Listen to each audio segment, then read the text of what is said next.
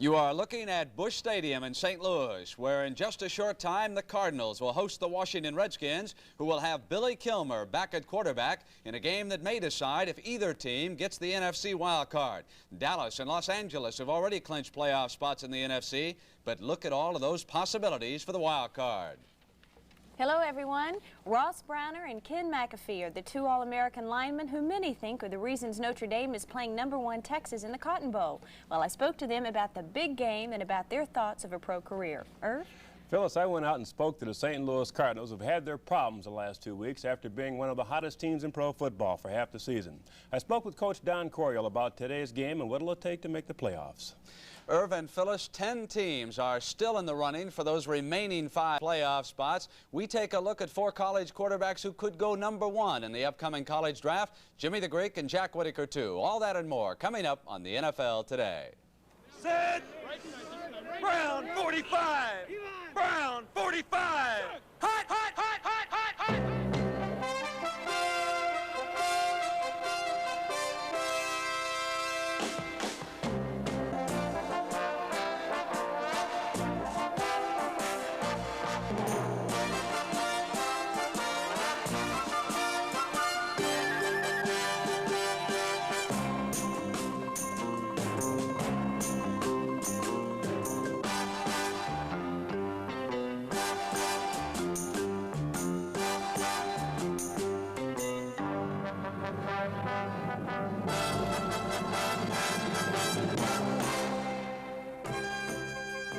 The NFL Today is sponsored by Tuborg Gold, the golden beer of Danish kings. Tuborg Breweries Limited, Baltimore, Maryland. From the CBS Sports Control in New York, here's Brent Musburger. Good afternoon, everyone. The Pittsburgh Steelers and the Cincinnati Bengals in the third quarter in Cincinnati, and the Steelers continue to lead that game 10-7. Phyllis, what is the weather like in St. Louis? As bad as it is in Cincinnati? I think so. Very cold and very nasty, but we'll check in with Pat and Tommy in a few minutes. All right, and of course, the big story developing, Irv Cross, you told me that Billy Kilmer will be the starting quarterback and not Joe Theismann. Why would George Allen make that decision? Well, you know, Brent, George is a very superstitious coach. A very good coach, but superstitious. And the last time the St. Louis Cardinals and Washington Redskins played, Billy Kilmer was a quarterback. They won that ball game 24-14, and he threw 3 touchdown passes. They have not scored very many points with Theismann. Kilmer is his man under pressure in a championship playoff-type game. As far as George Allen is concerned, this is a championship game, and he wants his general in there, and that's Billy Kilmer. Boy, it sure is a championship game. St. Louis and Washington, they both have to win it to get a shot at the playoffs. We've got a lot of teams right now that are driving toward a possible shot in the playoffs. The Dallas Cowboys, well, last week they were led by Tony Dorsett's magnificent 84-yard touchdown run. He picked up 205 yards rushing. Those are both Dallas team records. And the Cowboys clinched the NFC Eastern Division title as they beat the Philadelphia Eagles 24-14. Meanwhile, in Los Angeles, that Ram-Raider game you're looking at determined 2 more division titles. Pat Hayden hitting Harold Jackson late in the game to beat Oakland 2014. Now, the LA victory gave the Rams the NFC West title, while the Raider loss assured the Denver Broncos of the first division title in their history. Because when Denver beat Houston 24-14, that was the other half of the formula that locked up the AFC West. And what does it mean for Oakland? That means their only shot to get back to the playoffs is to win the wild card in the AFC. Now, the Baltimore Colts could have taken a giant step toward that AFC Eastern crown by beating the Dolphins last Monday, but you know what happened. Miami's 17-6 victory over the Colts enabled the Dolphins to tie Baltimore for the top spot, and it also kept New England alive. Now, in the NFC Central, either Minnesota or Chicago will be in the wild card chase. The other is going to win the division. You know what you're looking at right there. With time running out, Sammy White running into the end zone with Tommy Kramer's desperation pass. That beat the San Francisco 49ers by a score of 28-27. And tomorrow on CBS, you couldn't ask for a better doubleheader game. It will be these Minnesota Vikings out in Oakland to play the Raiders. Both teams must win. But Minnesota needs only to beat Detroit the week after to win the division title. And that does not eliminate these Chicago Bears. They still have a chance for a wild card spot, and wonderful Walter Payton can still reach 2,000 yards rushing this season. So 2 teams from the NFC Central could make it to the playoffs. The same does not exist in the AFC Central. Earlier in the year, Pittsburgh beat Cincinnati by 6. The Bengals must therefore beat the Steelers by at least 7 today, but you know that with the game in the third quarter, Pittsburgh leads at 10-7. And if that score holds up, Pittsburgh will go into the final week of the season in first place in the AFC Central Division. The runner-up, incidentally, cannot make it as a wild card team. Now, also earlier this year, St. Louis and Washington met in Washington, with the Redskins prevailing in that game, as Irv Cross told you, and that's why today's game is such a big one. If St. Louis can reverse the outcome of their first meeting and win today and next week against Tampa Bay, then the Cardinals will be the NFC wildcard team. But if the Redskins behind Kilmer win, then they will stay alive in the battle for the 1977 playoffs. And now, class, is that all perfectly clear? Yeah, applaud you on that. That was wonderful. Applaud the script that I was reading. Let us take a look now at some quarterbacks, Phyllis and Irv, who could wind up being selected #1. As you know, the Tampa Bay Buccaneers again will have that top choice. They need someone to solidify the offense. Maybe Doug Williams of Grambling. He's 6'4", 214. He's thrown more touchdown passes than any quarterback in the history of college football. Tonight, incidentally, they have a game left in Tokyo. We'll report on that tomorrow. Now, also outstanding as a quarterback is Guy Benjamin of Stanford. He's 6'4", he weighs 202 pounds. He is the major college passing champion. He completed 63% of his passes for the Cardinals. Another one, Matt Cavanaugh of Pittsburgh, 6'2", 210. You remember his game against Notre Dame, went out with a broken wrist, and I'll tell you what the scouts like, the fact that he came back before the season ended. Also, you're looking now at another good quarterback, Gifford Nielsen of Brigham Young, 6'5", 203. These shots taken at night earlier in the season. Nielsen out with a knee injury, but the scouts say that he has a marvelous opportunity to wind up someday as a starter in the National Football League. And the NFL today will continue on CBS when we travel down to St. Louis to talk to Pat and Tommy in just a moment.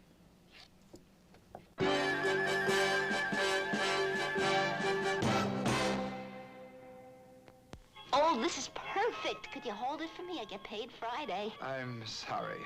This is a Christmas special. Oh, how about a deposit? Do you take postage stamps? You take master charge, don't you? Master charge? Of course. You've just seen Clout in action. Clout is your master charge card, your personal account for Christmas shopping in over 2 million places. Carry Clout and relax. Oh, boy, do I need one of those. Let's buy our small computer from the giant computer company. You can't beat Goliath. No. Right, David? Sir, let's go with Wang. Nobody makes a better small computer or a word processor. They're giant killers.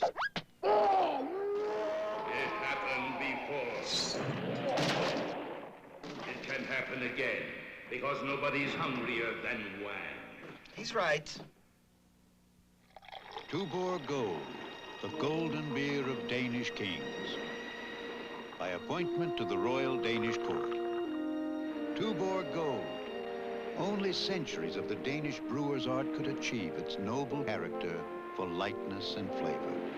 Tuborg Gold, now brewed in America. So for about what you'd pay for the king of beers, you can now have Tuborg Gold, the golden beer of Danish kings. Phyllis, all that nasty weather that slammed in the Midwest, I think it's time to find out what it's like in St. Louis today. And let's just do that. Well, we have two fine broadcasters, Pat Summerall and Tom Brookshire, where the Cardinals are playing the Washington Redskins. And it ought to be a good game. Let's see what these guys have to say about it. Hello. Hello, Phyllis. It is 14 degrees in St. Louis. But, Tom, they have done an absolutely amazing job getting this field in good shape. Yeah, last night this thing looked like a frozen daiquiri, but they've really done a great job. They put some chemicals on it, and it's really a fast track and also a good track. Right. We'd just like to confirm what Irv Cross said. I know you talked, and so did I, with Billy Kilmer, and he's going to start at quarterback. Yeah, they say in practice he's been throwing the ball better than he ever has the last couple of weeks, and he's beaten this team 3 times in a row. And Jim Hart doesn't play that well really against Washington. What about the Cardinals? What do you think they're going to do? It's going to be something different, I know that. They better change the defense. They've given up 6 TD passes to Miami, and they had 200 yards rushing by the Giants. They got to work on defense hard. And we got to go to work, too, so we'll throw it back to you, fellas. You know, they look good in the cold. Tommy Brookshire looks like Sherlock Holmes, doesn't he? Finding out all the scoop about Kilmer and all. What was he saying about Billy Kilmer throwing the ball better than ever? Or, cross, that must mean that only wobbles a half-dozen times instead of 10 or 12, huh? Well, you know, but he is a winner, though. You know, I don't know how he does it. He doesn't look pretty throwing the ball, but he gets points on the board. But I went out to St. Louis earlier this week and talked to Coach Don Coryell and quarterback Jim Hart, and they're very, very concerned about this ball game.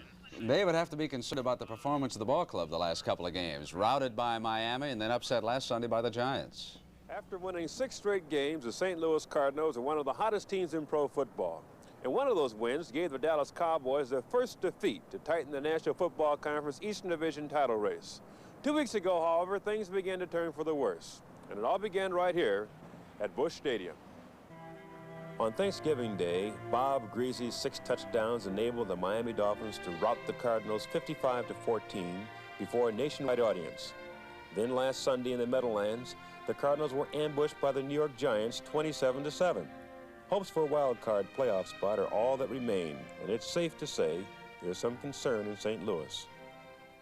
It's all on our shoulders. There are 2 games left, and we have to win them both, and the immediate one, of course, against Washington. Whenever they play us, they go all out. Now, only thing I can say, Irv, is that we are just working as hard as we can. The staff is sleeping on the floor, and the offices, sleeping bags. We're putting as many hours as we can. I think a lot of things are going to happen. I think it'll be a great game. Quarterback Jim Hart must now face a Redskin defense, which has always been tough for the Big Red to handle. It would be all or nothing for Hart and the Cardinals, and each man knows he must produce. They have defensed us very well. Who's responsible for that, I don't know. You're going to have to give credit to George Allen. He's a fine defensive mind. We don't get sacked very much, but the Redskins will always get a couple sacks on us just because we take too long to throw, that they just cover our people and we can't find someone open. And we're a football team that dares you to stop us. We're going to say, we do this well, and you prove you can stop us. They've proven they can stop us. The Cardinal offense has a reputation for being a big play offense. Is that really the way to describe it? My ire gets raised a little bit when I hear we're a big play team. What team is not a big play team? Show me Dallas how they will win without a big play. They don't. We beat them because they didn't have a big play in our ball game. Washington beats us the same way. Pass down the middle, Gene Fugit, 24 yards. That's a big play. And they call us big play team? Every team's a big play team. You need it to win. Jim, the Cardinal-Cowboy rivalry is intense. Is the Cardinal-Redskin rivalry even more intense than that? Yes, because I think talking about the Cardinal-Cowboy rivalry, there's a bit, we're on speaking terms with the Cowboys anyway. We'll chat with them after the game, win or lose. But the Redskins, it's pretty tense. I know there are a few guys on the team that I'm fairly close to, but well, when it comes to playing that game, I don't have any desire to speak with them. Could you almost say you don't like the Redskins? Yes. Yes. Brent, the stage has been set for a real head-on-head battle this afternoon. Oh, it should be a fine game, Irv. And the NFL Today will continue on CBS in just a moment.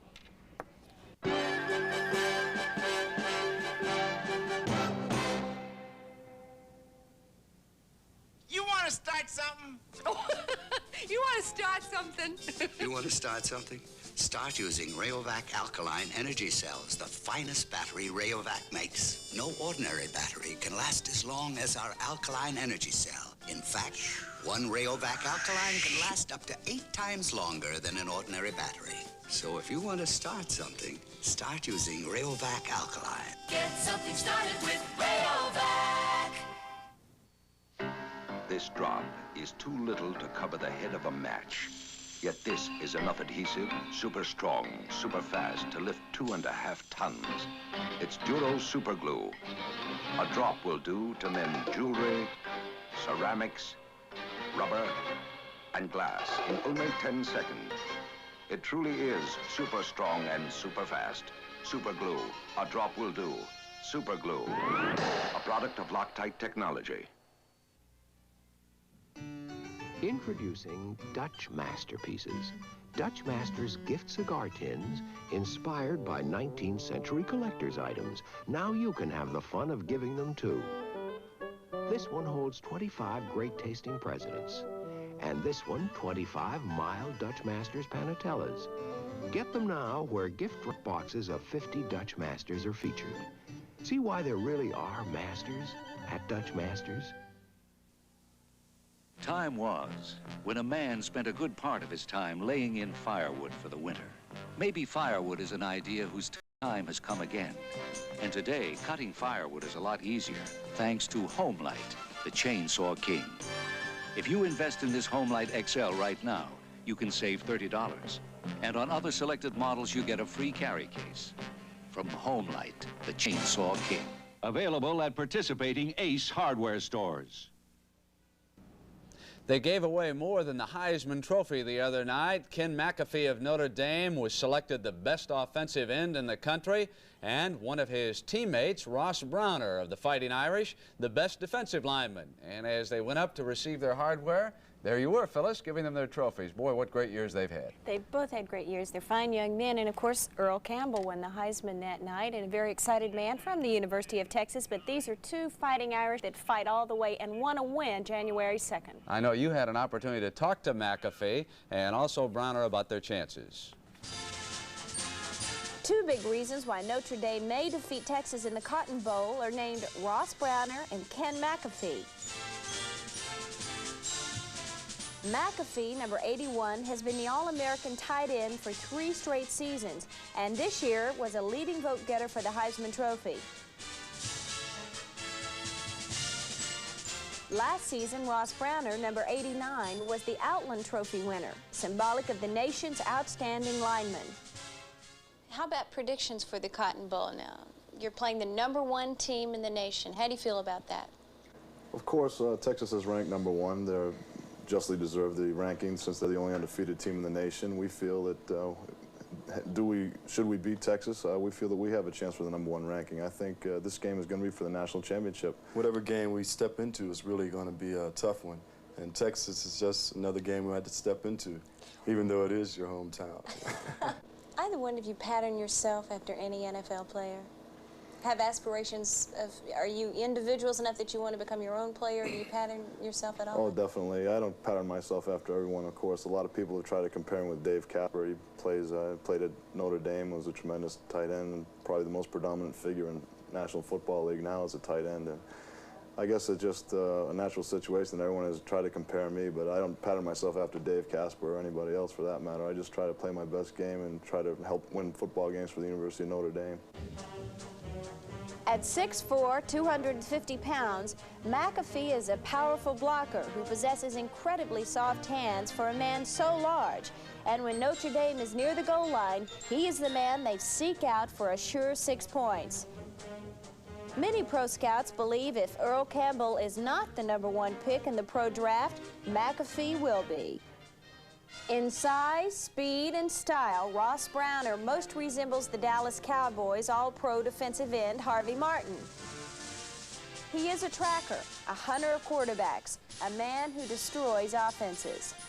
Pro scouts drool over Browner's potential, and he is certain to be one of the first 5 players picked in the draft. Ken, your father played for the Giants, I believe, for 6 or 7 years. Did you learn anything from him? Well, you know, he never pushed me into football. He made me take piano lessons and dancing lessons. You take piano lessons? Oh, sure. Let me see those hands. With hands like that, it's hard to believe you were going to play the piano. And what about you, Ross? Notice you had an earring in your ear. Well, no, it's not. That's for bravery. That's like, you know, something for a warrior. You know, they send out warriors in a tribe, and they used to have earrings in their ear, you know, so it's really a warrior. You're 2 very fine men. I appreciate your talents on the football field. Thank and good luck. Well, thank you, Phyllis. Thank you very You're much. a very fine young lady. I like your smile. Good teeth, huh? Oh, yeah, nice dimples, too. Cut. You know, that day we had to put on our wide-angle lens on the camera. These guys are huge. They're very, very big. Right, Irv? Wait till they get to the pros. They'll just be one of the family. You know, with just a couple of games remaining for most teams, it is the time of the year when the playoff contenders must dig down now for something extra. And Jack Whitaker has some thoughts about one of these extra ingredients. The Cardinals and the Redskins will be lurking around this afternoon like two out-of-work sailors knowing there's only one job on the outgoing freighter. I think it's remarkable that these two teams are still alive for a wild card spot in the playoffs. The Cardinals, as you know, have been riddled with injuries, and goodness knows the Redskins look like they were expiring from old age months ago. But George Allen always knows what to feed his team late in the season, and here are the Redskins still dancing at 10 minutes to midnight with a chance to take the lady home. This is the time of year when pain becomes very important in professional football. In these last 2 weeks, in these afternoons when it gets dark at 4 o'clock and the wind has no softness, it is then that the players pay the price. Injuries and pain, that's what makes football different from most sports. Look at the contending teams coming down to these last 2 weeks. Minnesota without Fran Tarkenton, Dallas sputtering without 100% Roger Staubach, and Oakland a little less than secure with an injured Kenny Stabler. It is the people who are healthy who have the advantage now. It is almost better to be healthy than lucky in the NFC. Almost. One of the nice things about all this is that hurt players many times play beyond themselves and win. Jack, we've also got a hurt coach today. Chuck Noll of the Pittsburgh Steelers slipped on the ice in Cincinnati last night when he was going out for dinner. He broke his left arm. He's on the sidelines right now in Cincinnati, and the Steelers continue to lead by 3. And the NFL today will continue with Jimmy the Greek on CBS in just a moment.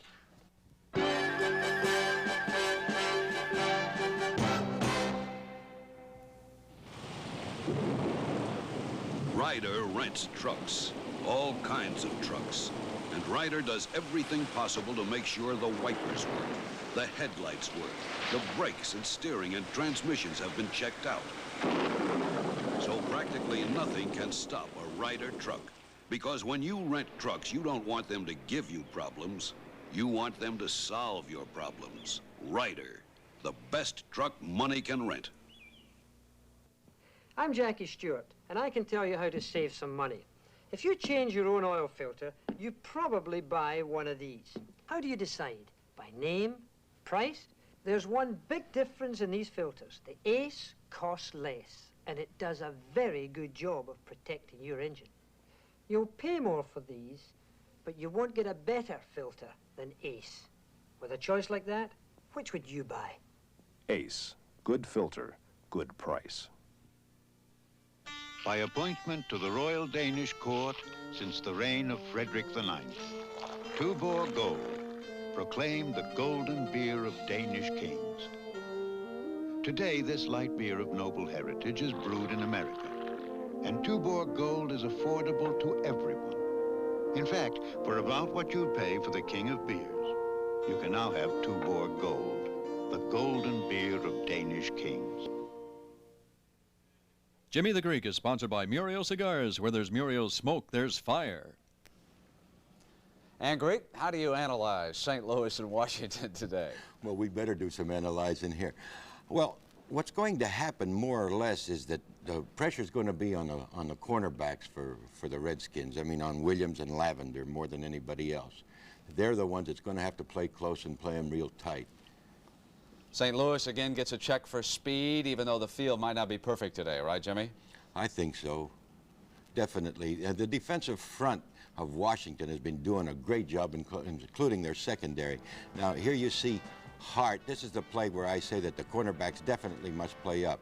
Lavender comes over here as Gray splits the zone, and Lavender tackles him. But if you notice that Gerard Williams is playing back too far, and I think he's going to have to play a little bit closer today. Curtis has been doing a great job, actually, substituting for Hamburger, and he's been playing rough. And he always does play rough. I like the way he threw that flag back. So the big check goes to who, Greek? Not the big check. It's a very small check, and this is a tight ball game, let's face it. Jimmy, what about the fact that St. Louis has looked bad its last 2 times out? Do you throw those 2 games out in considering this one today? No, just one. Actually, Hart played well in the game before. It was the last game that they played poorly. The defense has been playing poorly in both games. But you're going to see a different St. Louis team this time. They're going to come on, I think, with 3 tight ends and try to control the ball more because J.V. Kane is back. They're going to do things a lot different. All right, Jimmy, and I want to come back and talk to you about Buffalo and the fact they're going to have a new coach as the NFL Today continues on CBS in just a moment.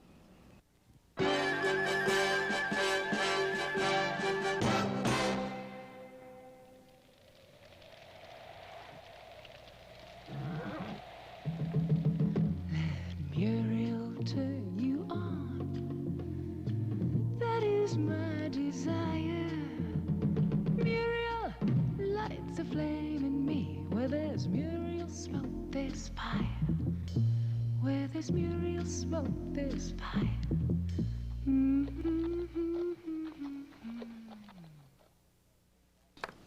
Jimmy, we've got an update out of Cincinnati that I want to give you. The Bengals have just gone ahead of the Steelers by a score of 17-10. They tied it with a field goal. Then I'm told that on the kickoff recovered a fumble and went right back in. And, of course, what is it? Cincinnati has to win by at least 6 today, Jimmy? No, 7. This is the right figure. All right, so if they hold right there, they're in good shape, right? They're in good shape. Now, what about Buffalo and Monty Clark and all of those stories that we've been reading about the last couple of supposedly days? Wilson has not talked to Monty Clark, but we have found out that his assistant, Mr. Cox, has talked to him. But there's a lot of talk about Monty going to Detroit and also to Washington. Washington rumor comes back up again. Greek, where would that put George Allen on the... Well, I just think that maybe Williams is just talking to Monty just in case that George decides to go to the West Coast somewhere. But I think the situation on the West Coast, since San Diego's been playing better and the Rams look like a definite contender for the Super Bowl, it's going to make it a little rougher. Okay, Jimmy, I want to go back to last Sunday and show you what I think was the highlight of the day. Tommy Kramer of the Minnesota Vikings beating San Francisco. Tommy, what were you thinking about on the bench that day? About the cold, but you know, I knew that, you know, we had to score some points quick, and one way to do it is to throw the ball, and you know, the line blocked, and we came up with the big plays when we needed them. Did that cold go away when Bud said, "Hey, you're in the game right now"? Oh yeah, you know, once you're playing, you warm up a lot, and because you're thinking about other things, but you know, you don't feel it while you're out there, and that's what's so good about it. Tommy, I know you called just about all the plays while you're in the game, of course, with the exception of the final touchdown pass to Sammy White. What was involved in that play now? Oh, we just had our 2 wideouts on sideline patterns. We ran Sammy on a post right down through the middle, and Sammy beat the free safety, and the ball was there, and he ran it in for a touchdown. The play was designed, hopefully, to get Sammy one-on-one on the defensive back? Right. Well, you know, we were hoping that they would double cover our outside receivers, and they did, and there's only one man left for Sammy to beat, and he did it. Tommy was talking to Mark Rosen of WCCO, and the Greek has just told me that tomorrow, when you watch Minnesota play Oakland in the doubleheader game on CBS, you'll see that young man at quarterback, and what a story he was last Sunday.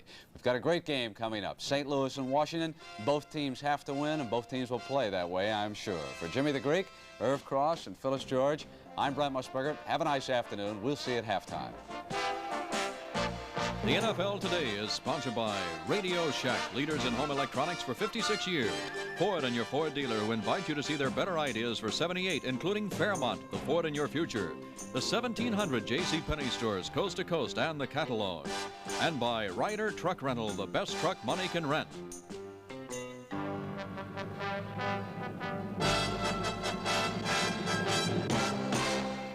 Stay tuned as the NFL Today continues after this word from your local station.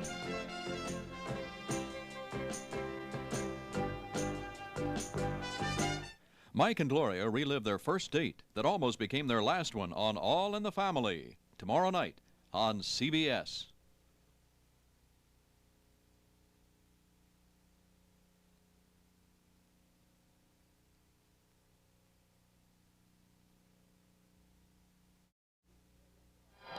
The ice around the edges, you can see, it's about 14 degrees. And here come the Cardinals. Their record, also 7-5. One of them will not make the playoffs. The loser says goodbye to postseason play today. We're at Bush Memorial Stadium in St. Louis, right by the arch and right by the banks of the Mississippi. Good afternoon to you. I'm Pat Summerall with Tom Brookshire. And Billy Kilmer is going to be the starting quarterback for the Redskins. He's only 38 years old, and we're told that he's ready for this game like no other. And as I saw him before the game, I said, if you want dollar bills with dead presidents on them, meaning a lot of money, you got to win this one. There's nowhere else they can go. And the Cardinals have told us that they'll be making some rather drastic changes. I think our defense will see the Cardinals in a 34 defense. They didn't get along very well with the 4-3 the last couple of weeks. So, Patrick, I think the Cardinals have won that toss, and we better get on with it. Let's get to it. You are right. The Cardinals will receive, and back deep in the middle, number 21 is Terry Metcalf. The field is in excellent shape. Kicking off for the Redskins, Mark Mosley, who at the request of the Cardinals took off his shoe and let the Redbirds inspect it before the game. That is Steve Jones, number 34, to about the 28-yard line. In the sunshine right now, Eddie Moss made the tackle. Offensively, those Cardinals will go with, of course, Mel Gray, Roger Finney, Bob Young, Banks, Dobler, and Deerdorf. Deerdorf now down 38 pounds with that broken jaw wired shut. Mel Gray, Ike Harris, J.V. Kane back with a bad shoulder, even though he may not be 100%. Jimmy Hart, Terry Metcalf, and Jim Otis, a very consistent ball carrier. Otis starting in place of Wayne Morris. Morris has a lower back injury. Otis, of course, a couple of years ago went over 1,000 yards. Metcalf and Otis then, as Hart throws outside first to Ike Harris. He had it in the basket and dropped it. Gerard Williams out there with him. Redskins 7-5. The Cardinals are 7-5. Here's the Redskin defense now. The front four of McDowell, Dave Butts, Dyron Talbot, and Carl Lorch in place of Dennis Johnson. This team's only given up an average of about 13 points a game. That's Dusek, McClinton, and of course Curtis, who's playing for Hamburger, and he's playing very well, I might add. And the secondary, Williams, Lavender, Houston, and Scott. The last two, the safety men. Harold McClinton puts up his hands on 2nd and 10. Cardinals shift around a little bit again. Hart drops again. J.V. Kane, who missed the game last week because of a bad shoulder, makes the reception. He's stopped by Ken Houston. We were told, and Don Coriella affirmed this before the ball game, that they just can't play the normal type offensively or defensively plans that they've been using. So we're going to see probably men in motion. We're going to see sneak backs by the tight end that you just saw, and a lot of different wrinkles. They've got to get on the board early, and this is one of the great defenses to try to score points on when you're in a playoff situation. A 6-yard gain. It'll be 3rd and 4.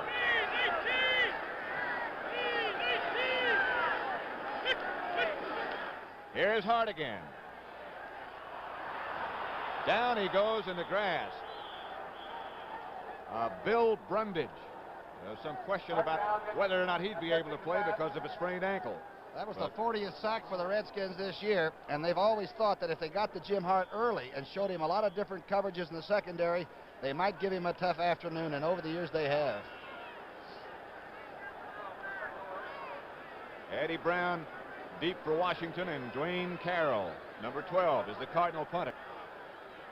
It is cold, but the field is in excellent condition. A little bit on the damp side, but they did some job. Here's Eddie Brown at his own 38. Swinging wide to the right. He gets one block. He got another one. And Brown comes out of bounds in front of his own bench, where the Redskin offensive unit, led by Billy Kilmer, goes on the field. This telecast is presented by authority of the National Football League. It's intended for the private use of our audience. Any rebroadcast or other use of this telecast without the express written consent of the St. Louis Cardinals and the National Football League is prohibited. There's the offensive line. Stokes, Saul, Haas, Hermeling, and Stark. And the receivers, Danny Buggs, Frank Grant wide, and the tight end is Gene Fugit. And the backfield, and number 17 is the quarterback. Mike Thomas gets the first carry and gets some pretty good yardage before Jeff Severson comes up and they drive him backward. Let's watch that Cardinal defense now and see if they do come in the 3-4. As Thomas got knocked right out of his bonnet, his headgear. There's the defense. Yankowski, Dawson, Davis, and Zook, which means they're going to be in the 4. At least it's going to start that way. Williams, Kellum, Arneson, they've had a lot of troubles in the linebacking corps. And the secondary, they've lost 2 starters with injuries, and Roger Worley's still an all-pro at the right corner spot. Second down now for the Redskins. They need about 5 for a first down. The snap gets away from Kilmer. The Cardinals have it. Mark Arneson. Somehow, Kilmer pulled out too soon. And the Cardinals have it in Redskin territory.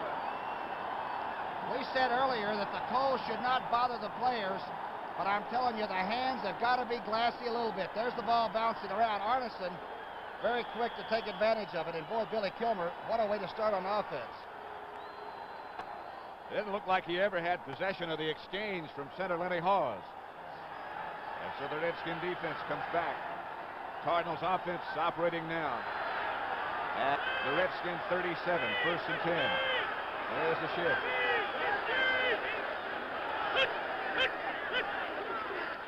Pitch back to Metcalf. Metcalf for 6 or 7, stopped by Brad Dusek.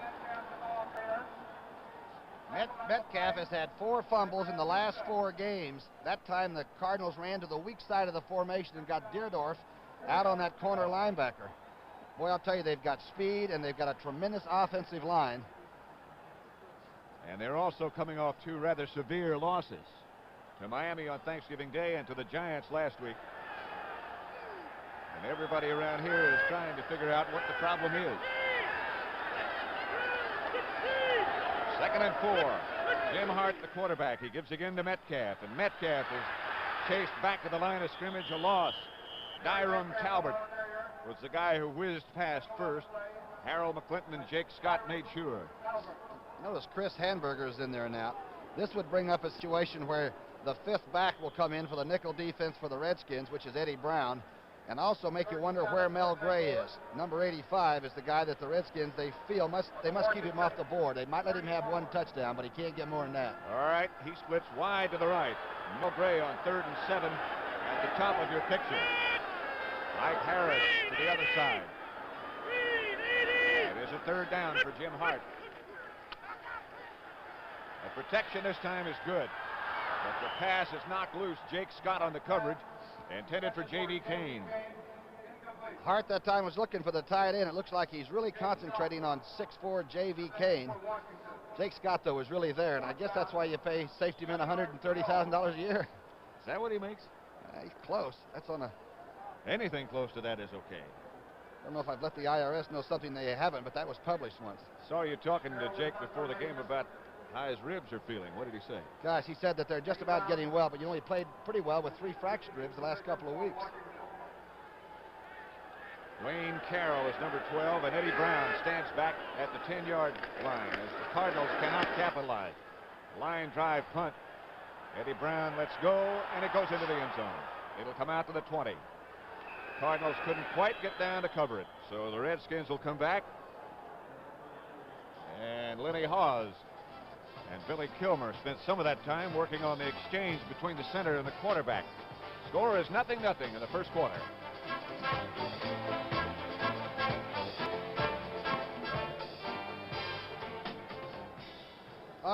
Now we're off and running, how's it sound?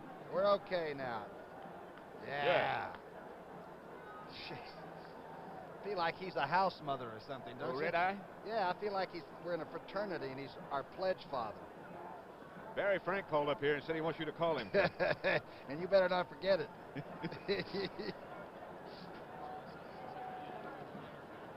All right. It's okay. Just keep this. Too bad we don't have that slow. We can have that, you say? What do they call the big red line? All right. Did they have one?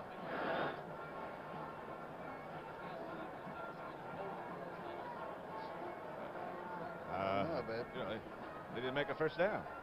They didn't get close enough to the post.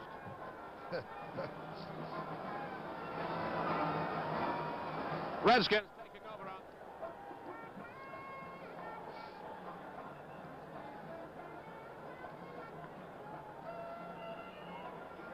I think what are you going to say? We ought to have some competition between the cheerleaders of the different teams.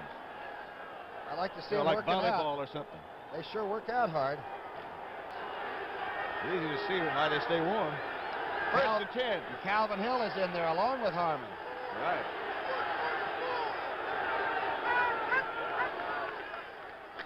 it's Clarence Harmon, the ball carrier, to the right side, about a 7-yard pickup. Calvin Hill, the other running back. Pretty good block by Calvin on the outside linebacker, too. He got into Williams enough to where a smaller fullback at 190 pounds. This is sort of a funny thing. The fullback weighs 190, and the blocking halfback weighs about 218 or 222. Steve Niels, one of the Cardinal linebackers on the outside, who made that tackle along with Tim Kearney. 2nd and 4, 6-yard pickup. There's Calvin Hill. And that big, tall fella, of whom Tom Brookshire was speaking, goes out of bounds. Ken Reeves made the tackle, number 36, the safety man. Good play by Reeves, too. He played off the blocker, who had gotten out cleanly on him. The Redskins think they can run wide on St. Louis. And Billy Kilmer had 3 touchdown passes in that 24-14 win, that 3rd game of the season in Washington. He throws the quick inside things and the quick outs about as well as George Allen would like it, I guess. Mike Thomas just checked back in. Calvin Hill over checking with George Allen. 1st and 10. The Redskins have the football. And again, Kilmer brings it back to Thomas, who does a couple of little dance steps, and he's broken it. Mike Thomas chased down by Roger Worley from the other side, but another Redskin first down. The defense of the Cardinals has had problems in recent weeks, and the boos start to come from the crowd at Busch Stadium. Mike Thomas has never had under 80 yards. Look at the good block by Nugent.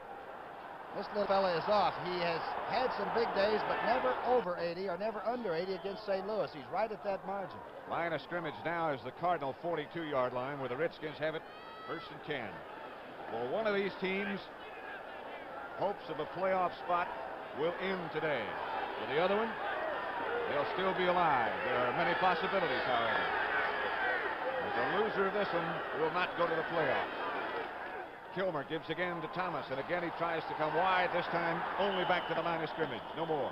Steve Niels, the first hitter. And notice Kenny Reeves, number 36, was up over the line of scrimmage, turning the play in. And this has been one of the problems, that Redbird secondary. Here's that St. Louis bench. That's Deerdorf on the left. Dobler is biting his own shoelace as he's tying his shoes. That's quite a group, that offensive line for St. Louis. That's a different looking shot here in St. Louis, too, because the Cardinals swapped sides with the Redskins, so they'd be in the sun as long as it was a factor. So the Redskins are on the cold side. If there is such a thing, the Cardinals are on the warm side, and there's Clarence Harmon breaking another tackle.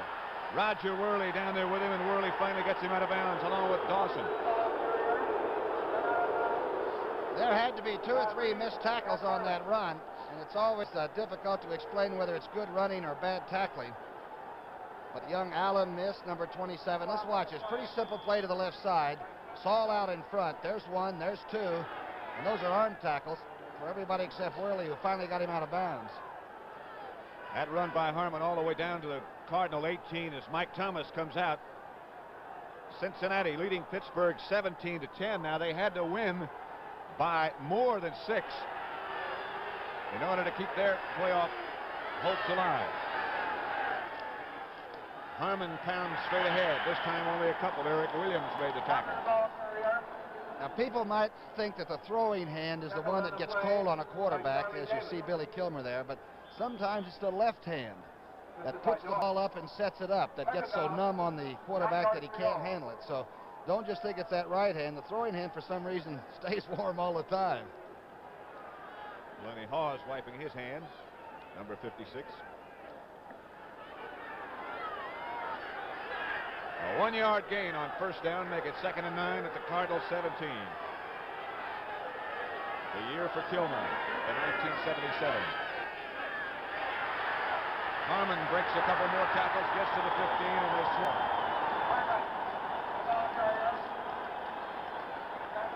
Tim Kearney. Kearney's in there now as the linebacker and made a real good play along with Roger Worley, who came all the way under from the other side. Like Jim Harmon Kick, might be shaken, huh? I think so, and Jim Kick has gone into the game. Recently signed by the Redskins. Runs great patterns on 3rd down out of the backfield. And a very clever football player. There's Jimmy Kick. I'm looking at the other end of the field, and Mike Thomas is headed for the Redskin locker room. Don't know what the problem is, but we'll try to find out. Kilmer drops. Kilmer throws. Calvin Hill at the 5. Calvin Hill, Redskin touchdown. Jeff Severson and Bob Giblin were carried into the end zone by Calvin Hill. That was Billy Kilmer's 6th touchdown of the year. And Calvin Hill's 7th catch of the year. Look at this. We talked about him being large. You might recall back in 72, 73 with Dallas, he had those 1,000-yard rushing years. And since coming to Washington, he's really been sort of part-time. Mark Mosley. With Joe Theismann to hold, Mosley will try to make it 7-0. And he does. 7:48 left to play in the first quarter. Washington breaks on top. Touchdown pass from Billy Kilmer to Calvin Hill. And the Redskins lead the Cardinals 7-0.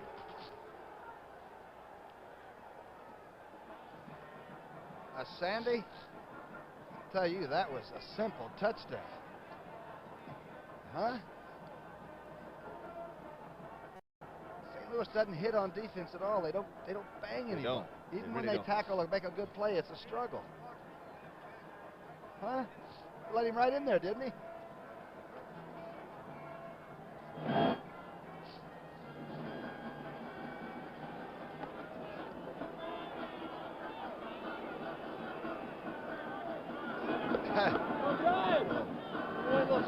There's Bakken there, isn't it? It's Bakken standing there, I think. Where? Back behind there, those two guys are over there. Oh, yeah. It's Bakken there, I think. Yeah, look at his shoe. Yeah, that's what it is.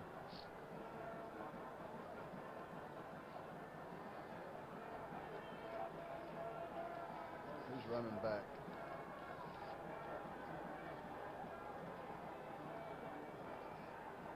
The Redskins scoring drive, 80 yards in 8 plays. They kept the ball 3 minutes 11 seconds. There's 7:48 left to play in the first quarter.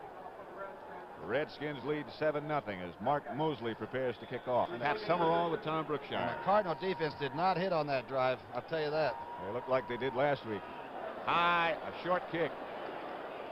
Bounces to Metcalf. And Metcalf heads straight up the field. Terry Metcalf to about the 37-yard line. Stopped by number 51, Joe Harris. I imagine it's a little bit colder than it was when the game began. Then it was 14. Watch the touchdown again. Watch the left center of your screen. Calvin Hill swings inside. One linebacker falls down, and Calvin Hill runs over a linebacker and 2 safeties.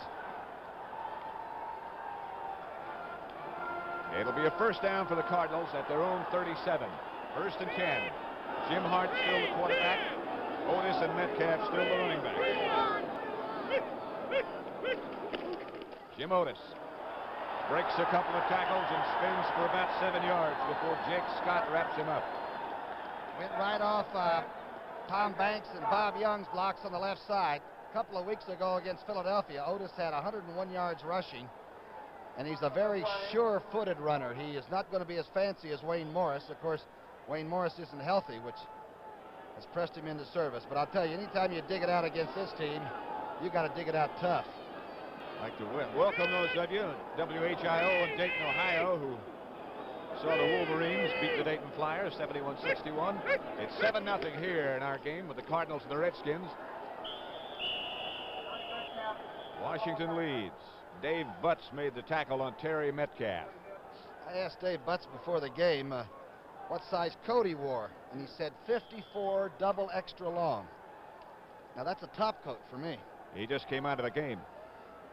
That's a top coat. Well, that is. You realize that's a top coat for both of us. I mean, together. A 3rd down situation, about 3 yards to go for the Cardinals now. Mel Gray's wide to the left. Hart's looking in that direction, and now down he goes. Ron McDowell had him. He got rid of it. His arm was going forward, so it's not a sack.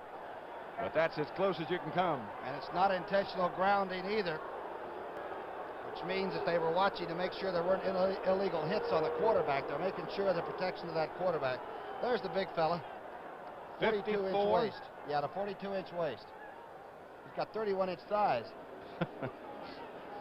I guess it tapers off down at the bottom. I'm not sure. You must have talked to him a long time. Got a lot of information, didn't it? Eddie Brown deep for Washington and Dwayne Carroll will do the punting for St. Louis. Redskins have not tried to block one yet. I imagine they will before it's over. Low kick in the direction of Brown, bounces away from him, and he'll stay away from it. Rolls dead at the 25, where the Redskins will take it over with a 1st and 10. So we have 5 minutes, 51 seconds left to play in the first quarter. The score is Washington 7, St. Louis nothing.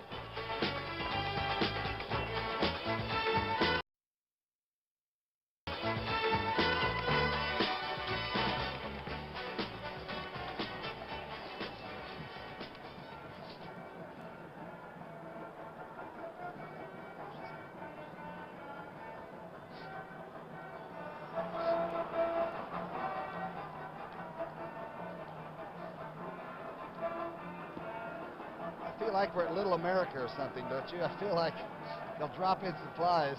I hope they drop in some of those. No. Oh. No. No. Larry Wilson got us 2 heaters. So that's better. Yeah. I beg your pardon? Yeah, I know it.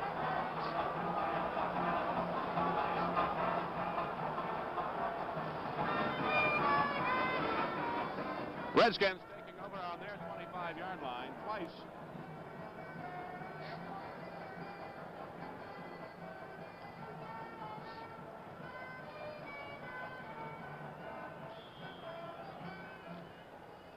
Washington leads the team that those ladies represent, the St. Louis Cardinals, 7-0. Right now they're just moving to keep warm.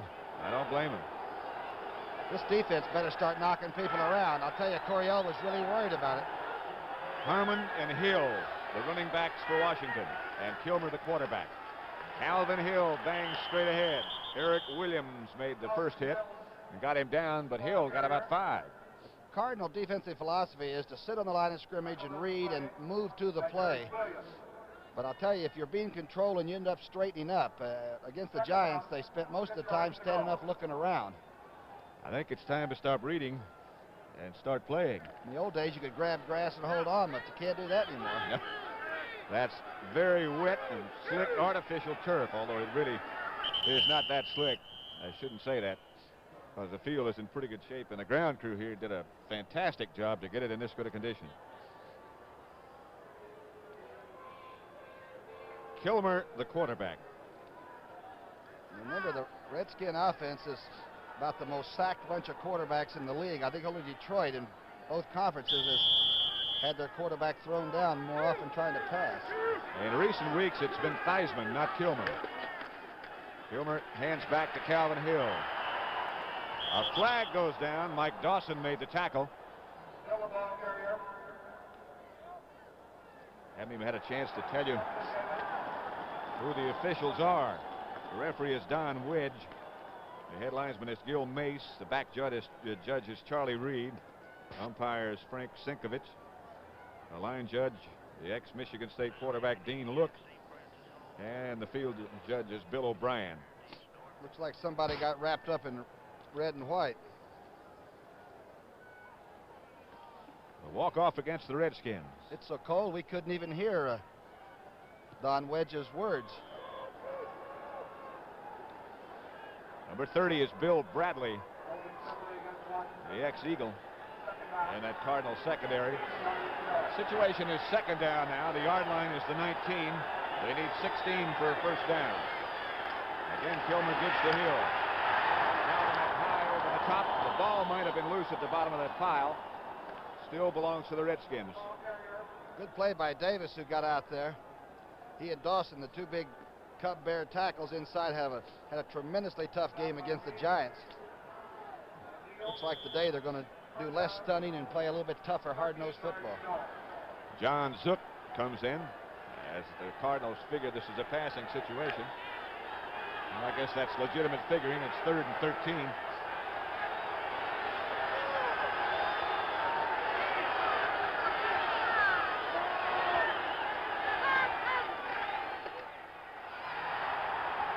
Calvin Hill gets carried backwards and backwards. He looked back to see who that was.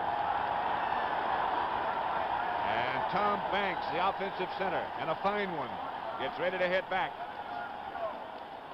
That's a big shot in the arm, though, for the guys on the other side of the field in the sunlight. Good Cardinal defensive effort that series. Mike Bragg is the Redskin punter. Bill Bradley back in single safety for the Cardinals. Bradley standing at just about his own 40-yard line. 3:45 left to play first quarter. Cardinals not trying to block it, trying to set up a return. Bradley is going to let it bounce. Runs away from it. Bradley took a free shot at somebody. And somebody took a free shot at Mike Bragg. That's not supposed to be. 7-0. Washington over St. Louis.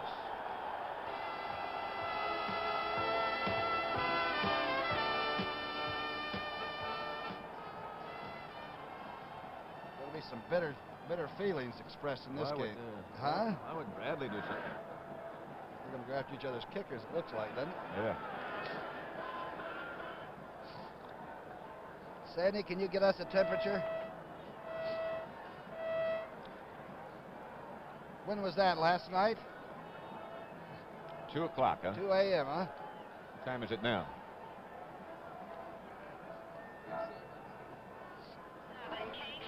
541 clear. 1, 2. You say it's okay?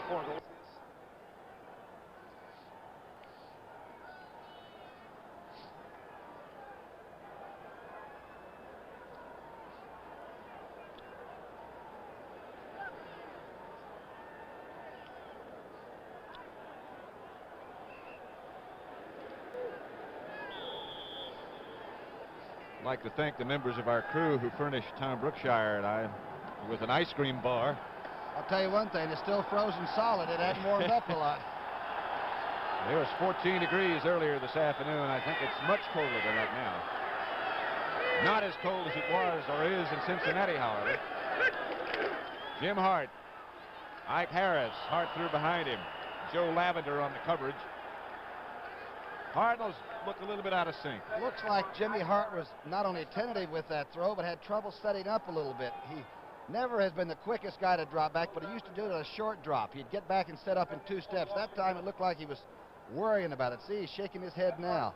But he is a tremendous quarterback, and he got Mel Gray out there. He's a mean motor scooter. He can flat fly, I'll tell you. He splits him wide to the right and sends Ike Harris wide to the left. It'll be 2nd and 10. J.D. Kane is the tight end.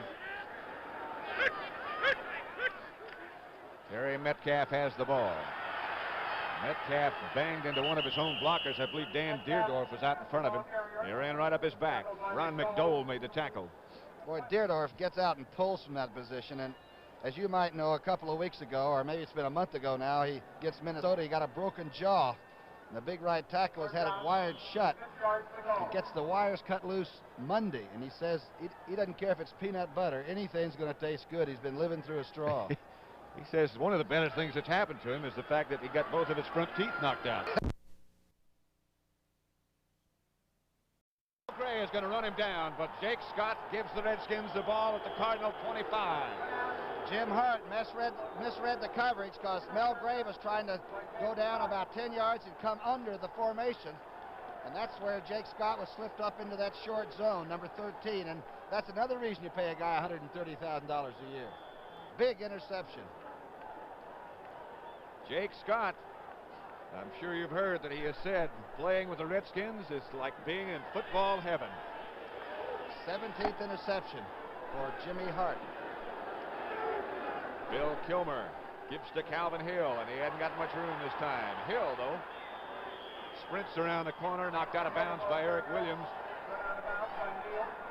Calvin Hill running back to Bill Bradley, and now we're going to have a little scuffle. Here's the interception with Jake Scott cutting inside from the under zone. Mel Gray making the tackle. I think Calvin might have laughed at Billy Bradley. Billy Bradley starts little altercations, but Calvin isn't going to worry about a 185-pound safety man. 3 yards for Calvin Hill, who wound up in a snowbank. But now is back behind Bill Kilmer. 2nd and 7. Line of scrimmage now to 23. Kilmer. Fugit. Just a little bit overthrown. Ken Reeves on the coverage. It's hard to make a sharp cut like Fugit attempted then. CBS Sports Spectacular next Saturday at 4 p.m. Eastern Time. The WBC World Welterweight Championship. Palomino against Palacios. The 1977 National Hot Rod Association World Championships and the United States Professional Arm Wrestling Championship and the World's Strongest Men competition, all next week on the CBS Sports Spectacular. Jim Kick and Calvin Hill were the running backs. Jim Kick has it fall off his fingertips. Kilmer's really mad at himself because he had Kick wide open in the left flat on a straight. Billy just humped it up and threw it a little bit too far. And the ball, even though you don't realize it, the ball is heavy when it's cold like this. It's like catching a darn rock. Or throwing a rock. Or throwing a rock. Or kicking a rock. As Mark Mosley will attempt right now. Right at the 30-yard line will Joe Theismann put the ball down, so it'll be a 40-yard effort. It's good. Got a flag. Got a flag down, Patrick. Oh, on the other side, I see. What could have been going on out there? I don't know, but Joe Theismann said we'll keep the 3. Wonder if the flag is heavier on a cold day. I don't know about that. That one might have just fallen out of a pocket. Offside. Defense. Number 27. Decline. Field goal is good. The field goal is good. The score is 10-0. Redskins on a 40-yard field goal by Mark Mosley. Up their lead to 10-0 over the Cardinals. Mel Gray on the sidelines. Patrick, I thought the Redskins were very loose, almost jovial coming out to warm up. It was almost like a Pro Bowl team coming out, and I thought the hometown Cardinals were tight coming out. They looked that way. Where is his coat? I can't believe he's out there in short sleeves. Mosley's got the ball lying flat on the ground at the 35. They don't want to kick it to that guy. Looks funny, doesn't it? Nothing else in the picture. There's the grounder. Steve Jones can't find a handle, finally does. Breaks out of the pack, gets almost to the 40-yard line. Eddie Moss made the tackle for the Cardinals, for the Redskins, I beg your pardon. Pete Wysocki also there. Kojak. Tonight at 10. 9 Central in the Mountain Time. Don't let him slip one by. He's moving to a new night, and that night is tonight. I watch him very closely at all times anyway. Yes, sir. 1st and 10 at the 39-yard line. Redskins 10, Cardinals nothing. Metcalf in the I formation with Otis in front of him. Metcalf slips down and now gets back up, breaks away from one tackler. Terry Metcalf turned something out of what looked like disaster. Chris Hamburger made the tackle. Metcalf slipped down, got up, got away from Carl Lorch, and got 6 yards. Boy, if you ever stop chasing number 21 or think the play's over, that's exactly when he'll break it. Watch this. It's a running pass. He starts to throw it, falls down, and you can't pin him down before he gets back up. And I'll tell you, this is not an easy target when he gets it underway. Don Coryell, who spent every night but one during this week here at the stadium in his offices. 2nd and 4. Jim Otis tries for the first down, doesn't get it. Brad Dusek and Ron McDowell stack it up. Patrick, the Cardinals did not get a day off this week. They came back from New York and started working Monday. And the team has played the darndest schedule. They've played on Monday nights, on Sunday afternoons. They played on Thursday, which was Thanksgiving Day, and now Saturday afternoon. They've got to be a little bit confused. Dan Deerdorf who still, in spite of the fact that he lost 38 pounds, still is about 265. It's warmed up a little bit now. It's over 15. 19, they tell us. Doesn't feel that warm. Metcalf with Dobler in front of him, and Banks. And out of bounds, Cardinals first down. Ken Houston took him out of bounds. Conrad Dobler with a good block in front of Metcalf. Now, Keith Wortman is in for Deerdorf. We saw him on the sidelines, which means he might have gotten that jaw hurt again. But I'll tell you, Dobler gets out in front of this, and Conrad Dobler, other than being an interesting person, is a darn good hustling football player. Wortman is, excuse me, Tom. It's okay, Patrick. Just checking out the stats on Wortman. He's 6'2", 262, from Nebraska, a 6-year veteran. First and 10, St. Louis. 23 seconds left to play in the first quarter as Pat Tilley sets up wide to the right. Somebody moved. I think it was Wortman. Otis gets around the corner. Otis banged out of bounds by Joe Lavender. But I believe the offensive right tackle of the Cardinals, Wortman, jumped before the ball was snapped. I think there may have been 2 or 3 of them jump. Looked like J.V. Kane may have moved a little bit too after he saw the tackle move, Wortman. Here comes Deerdorf back in. And out goes Wortman.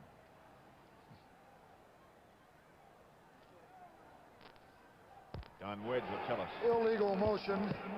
Offense, number 88, first down. 88, of course, J.V. Kane, who was next to Wortman, and there was movement on that side of the line. 18 seconds left to play in the first quarter. Redskins 10, Cardinals nothing. Line of scrimmage is the 49, first and 15 for St. Louis.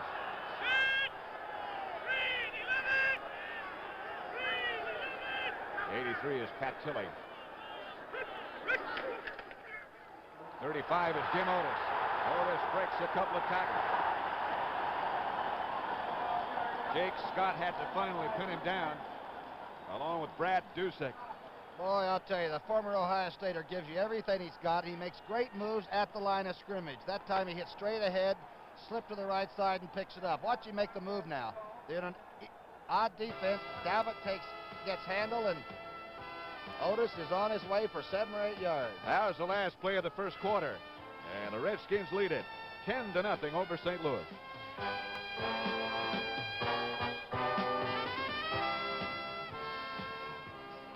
What did he get, 8 yards? More than that. 10-yard pickup?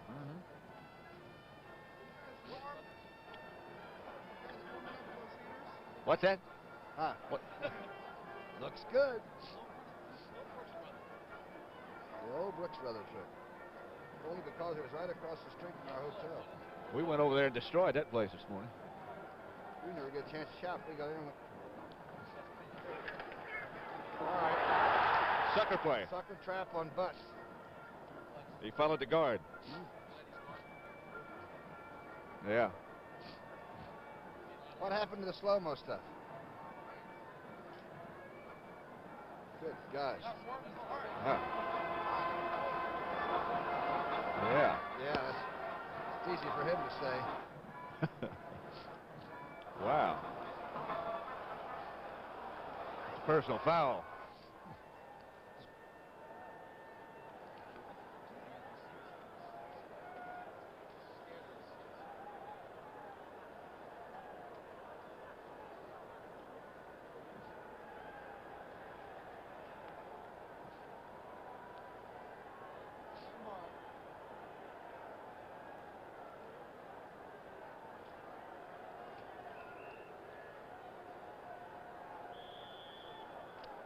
It has warmed up in St. Louis to 19, and I know that they are glad of that. Jim Otis got 10 yards on that first down carry. How do you know that they're glad of that? I just assumed. I guess you can't do that, can you? Jim Hart outside to Harris, and he's got it. Perhaps enough for another first down. Gerard Williams knocked him out of bounds. Great thing about Ike Harris, other than being a very fine athlete and about 6 foot 3.5 inches tall, is that he catches touchdowns in tough games. He caught a touchdown against Miami in a debacle, and he caught a touchdown last week against the Giants. He is really good in the tough situation. That was enough for a first down. That was the first play of the second quarter. The Redskins lead the Cardinals 10-0. Harris went out of bounds at the 32.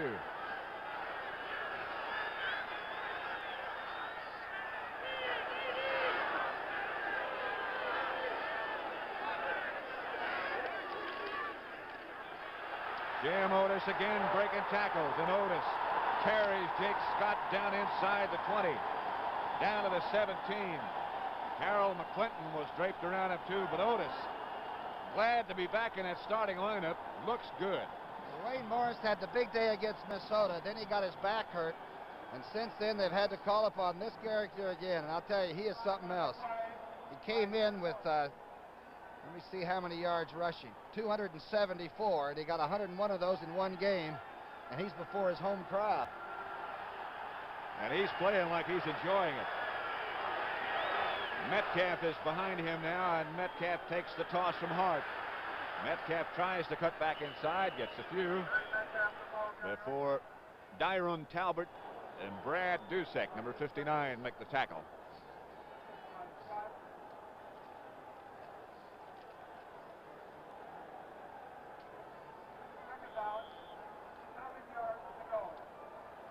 Not too many people stayed away. This game has been a sellout. In fact, every Cardinal home game this year has been a sellout. First time that's ever happened. Over on the St. Louis bench.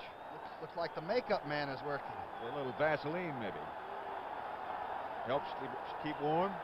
That was Charlie Davis he was working on.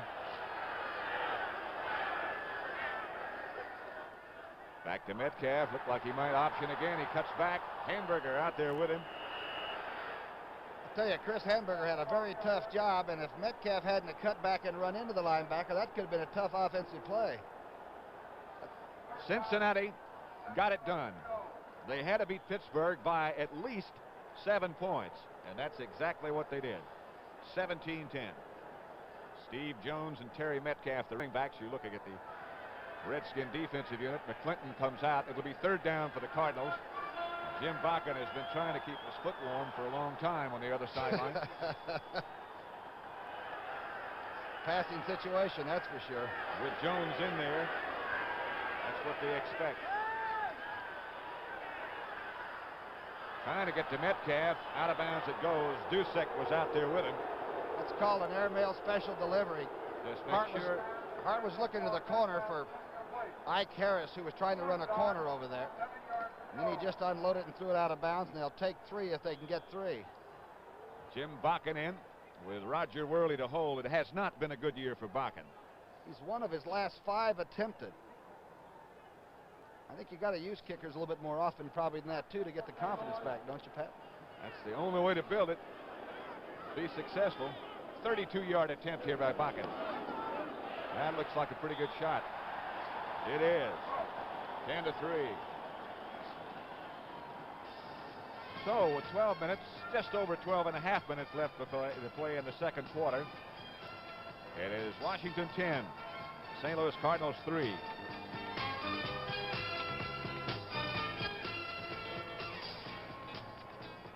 Sandy, what are you going to do on this kickoff? Want to get on Wysocki? Oh no, wait, they're going to kick off, aren't they? Is he in there? He used to be on all these specials. No, he's not in there. He's not in there. What a job he's got. He only covers kicks. He doesn't return them. On whose team? Let me see who they got here. I don't know. I forgot to ask. Who's good on the special teams, Tommy? Who's good on the special team? 23.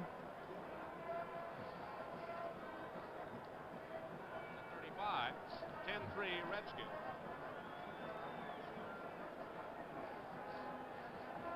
Jim Bakken has put the Cardinals on the scoreboard. Patrick Fast Eddie Brown is the second guy in the conference running back kickoffs. He'll take this one from Bakken. There's Eddie. Fast Eddie's averaging about 25 yards a kickoff return. None of them are 90 yards yet. along a 46, but he gives good field position. He'll have a chance from Jim Bakken, who's angling for the other side now, trying to keep it away from Brown. And now he'll have to do whatever he's going to do from the 30-yard line as it goes out of bounds on the other side.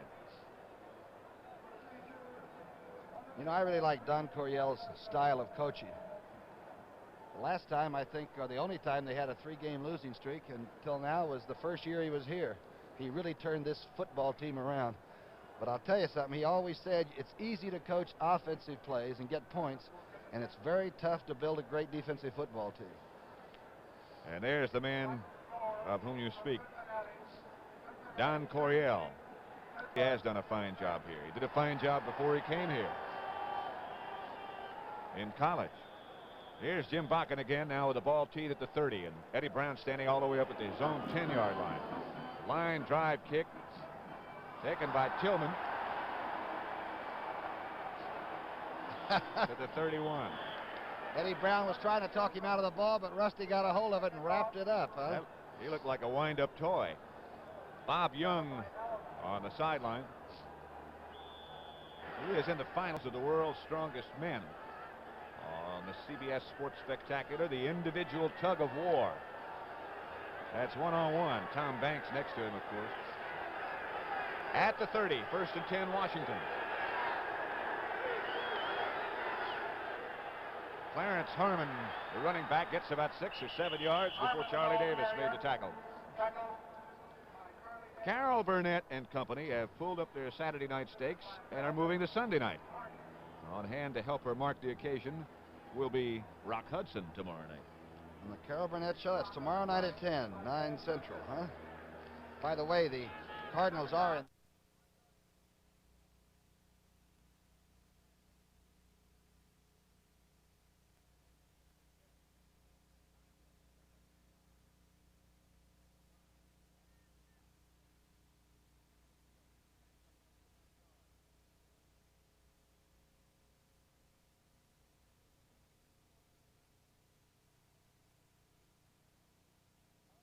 Kowski is number 78.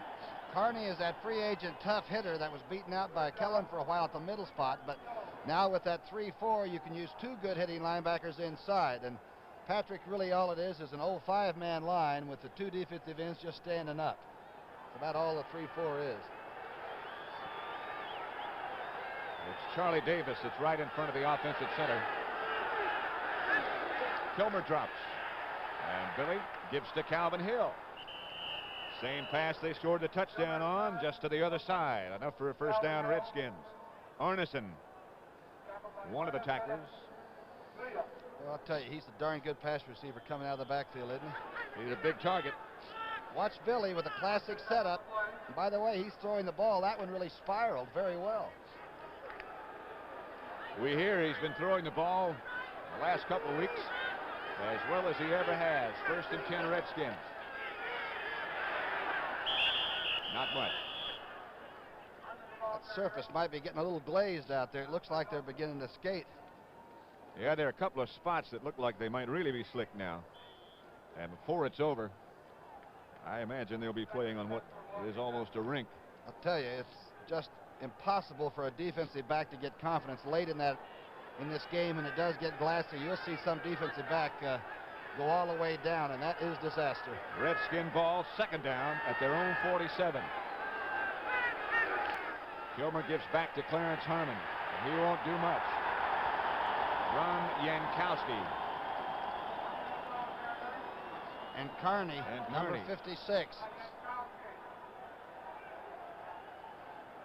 Watch the defense on that last play. A 3-man line. Well played by number 57, though. Good shape, and good chase by Yankowski from the far side, huh? This is something the Cardinals have not done before, that 3-4 that so many of the other teams are using. Charlie Davis, the man in the middle, number 76. Now they're in the 4-3. They go to the 4.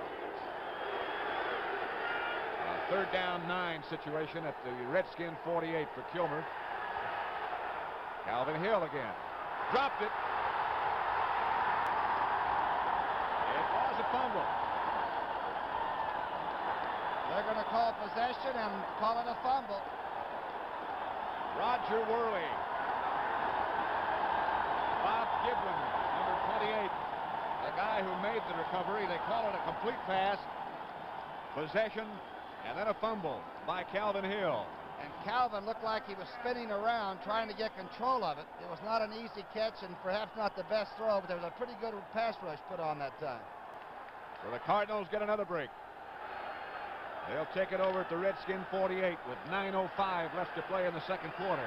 You decide to go ahead now and shake and go and try to get on in one play? I would.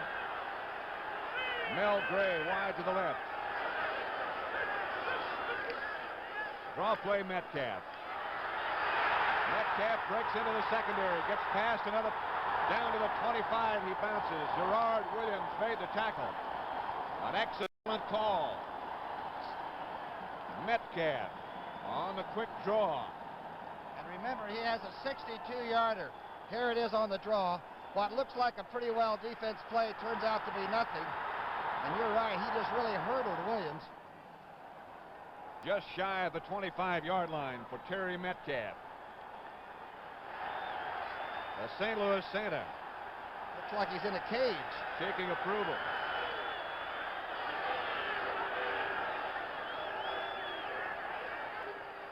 Metcalf, second consecutive play, bangs for 3 or 4. Ron McDowell made the chase and the tackle. I'm telling you, there's some contact before, during, and after the play, and before this one's over, there are going to be some real expressions made. Some real free spirits are going to collide. Jake Scott had about a 10-yard run at that aborted tackle that time. Word on Mike Thomas is that he has a bruised calf muscle, but they expect him to be able to play. Second down situation now, 6 yards they need for a first. Line of scrimmage at 21. Otis. Jake Scott and Carl Lorch. Jake Scott's having a heck of a day. Boy, great Scott is right. The former Dolphin, and we've forgotten that he was the MVP of that Super Bowl when Miami beat the Redskins. It's hard to believe that he's now one of them, huh? He likes the idea. Metcalf has 44 yards now in 9 carries.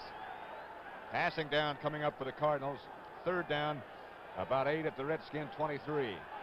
Washington leads 10-3. Might see if you can get a double on Gray and go to J.V. Kane, that tight end again. Watch the secondary and see if they roll to Mel Gray, who's on the right side. That's what they're doing, and that's where Hart's looking. Gray got it. Mel Gray knocked out of bounds by Dusek. I thought he was going to throw the ball at Dusek, but he didn't. Whatever. He got the first down for the Cardinals. Gerard Williams on the coverage. That's the 30th catch for Mel Gray and the 57th game in a row that he's caught at least one pass in. He's little, but he's mighty. Boy, is he quick. He got a first down for the Cardinal offensive unit. I think he beat the double, too. I believe they'd roll They were that way. rolling that way. At the 13, Jim Hart asked for quiet. It's 10-3 Washington. 6:40 left to play in the second quarter. Hart calls him. Jim Otis gets the carry, and Otis bangs down inside the 10, but there is a flag on the play, and it's probably going to be holding. Well, I'll tell you, Deerdorf opened up a big hole at that right tackle spot, but they're going to catch somebody for clamping on. Deerdorf and Dobler on that right side, along with J.V. Kane on that last play. Redskins have only had 3 touchdowns scored all year rushing the football against them. Once they get down inside there, they get awfully nasty. Holding, offense, number 72, first down. Move that ball just a little bit. No wonder there was such a big hole. How's Deerdorf? It'll be first down at the 23-yard line now. 1st and 20. Butts comes out of the Redskin defense. Brundage goes in. Brundage supposed to be the better pass rusher. And that's what Hart's going to have to do. Last time on the first down, though, he ran the draw play to Metcalf. This time he won't. Hart looks down the middle. Intended for Gray and knocked down by Kenny Houston and Joe Lavender, who are back there with him. Lavender's a former basketball player from San Diego State. He jumped even over Kenny Houston and just spiked it down. And Houston's about 6'5". There's the Bird, Lavender. One of several players now who wear glasses while they play. And play well. And it's a problem, I promise you, to stay warm. Again now, Jimmy Hart will call Mel Gray in some way to influence the defense and make the Redskins get into something he can read. That's a great weapon to have, a receiver who can dictate coverage like that. Gray is split wide to the right. Now let's watch him again and see if they roll this way. He's got the double coverage. Caught by Ike Harris on the other side. To the 5-yard line, Jake Scott again made the tackle. A great catch by Ike Harris, who actually was coming in. J.V. Kane had fallen down, the tight end. Watch this now from behind Jimmy Hart. He got both backs out this time. Kane falls down. Look at this catch. And then tries to break it for the end zone. It'll be 1st and goal. There is confusion on the St. Louis side, and they call a timeout. Cardinals have asked for a timeout. Number 81 is Jackie Smith, who has announced that this will be his last year. There he is. Is he something? And by the way, his longest pass was an 81-yarder he once caught, the all-time tight end receiver. Jackie Smith is number 81. Sad to see him go.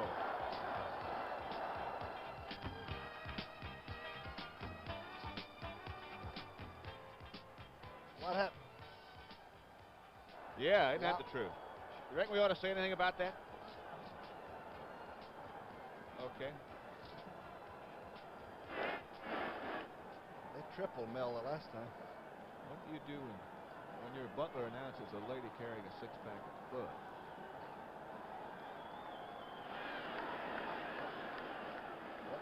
What does he announce? I don't understand that. Yes. Coffee? Is that coffee? We're sitting up here with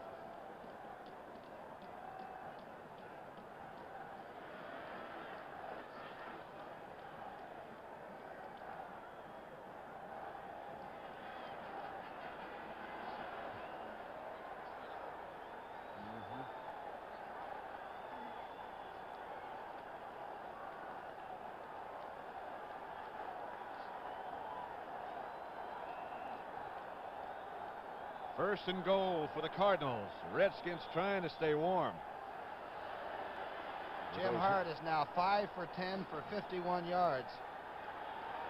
5 minutes, 59 seconds left before the half. The Redskins lead.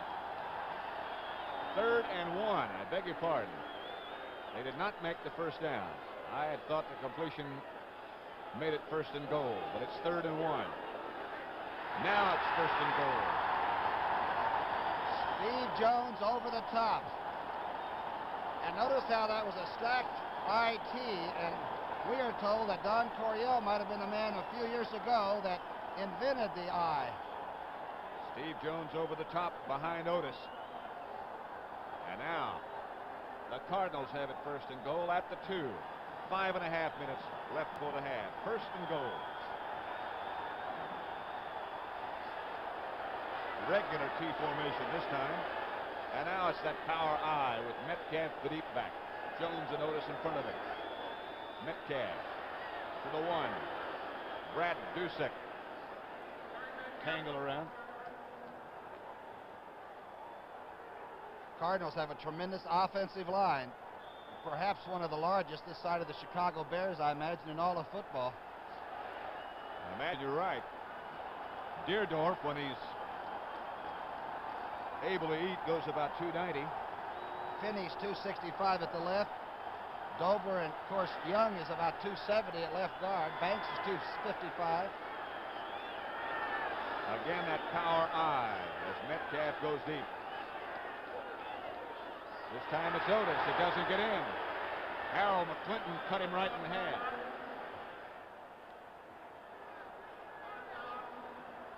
Carl Lorch was in on it, and McClinton did scissor him, didn't he? This is a big touchdown for the man you're looking at right here. The offense has got to carry this team, and that means you got to put more points on than you're going to give up. About a foot shy, 3rd and goal. The Redskin defenders will be in the end zone, or with their hands on the goal line at least. Banks signaled for something. I don't know what. Jones bangs for a touchdown. He just got it.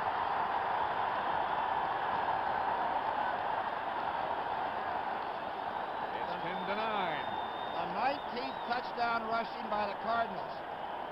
And I'll tell you, he got it by just about the length of the ball. He went in, stand it. You look at it. He just broke that invisible plane that goes up the goal line. Any part of the ball over or on that goal line, it is a touchdown, and he just barely got it to that spot. Jim Bakken drills the extra point that makes it a tie.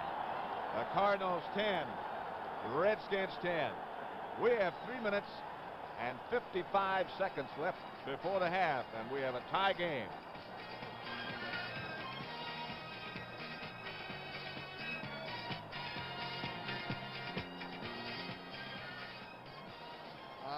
Yes, sir. Yeah, but they didn't.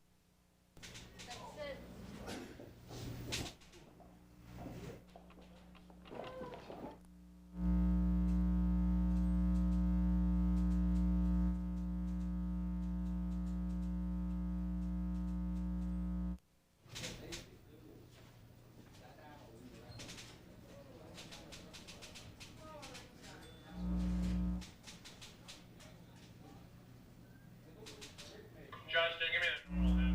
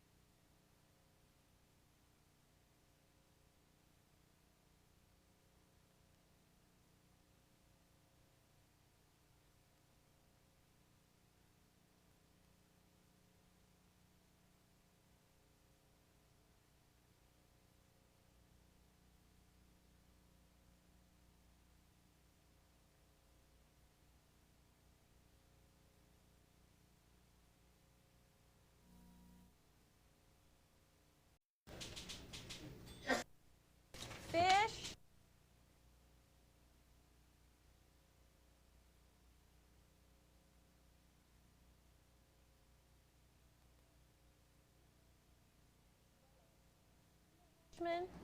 Wait a minute. You know, right after it says, and he also has taken a lovely new bride. Can you hear me? I'm going to put name Susan right after that, then go on. Susan. Yeah. Okay.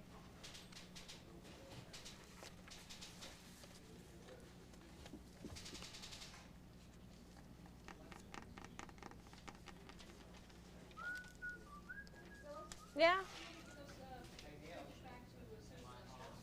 Yeah, but she's coming tomorrow. Can we just leave them here so you don't have...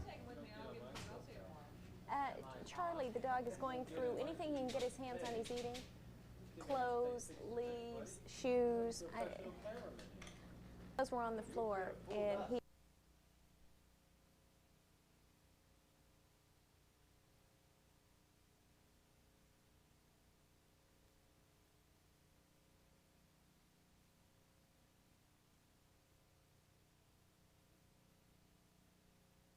To be so cute.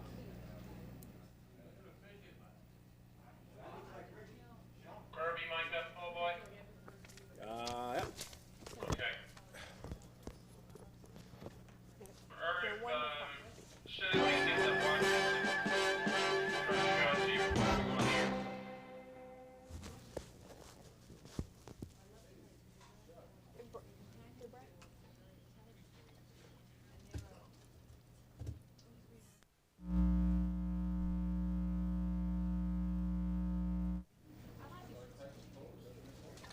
You know what he did the other day that made me think he's really bright? He kept talking to Bob on the phone, and I said, Charlie, get out of there, get out. He was really crying and trying to get in there. And I thought, now what's he going to do in the toilet? You know, I thought, this dog's really smart. But I walked into the kitchen, and his water bowl was dry as a bat. So all he was doing was trying to get a drink. So, I mean, they're smart little puppies. He was trying to tell me something. And if I keep him locked up in the kitchen at right after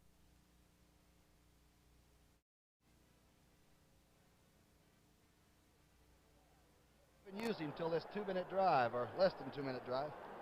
A first and goal now with the line of scrimmage. Do Mike. Yeah.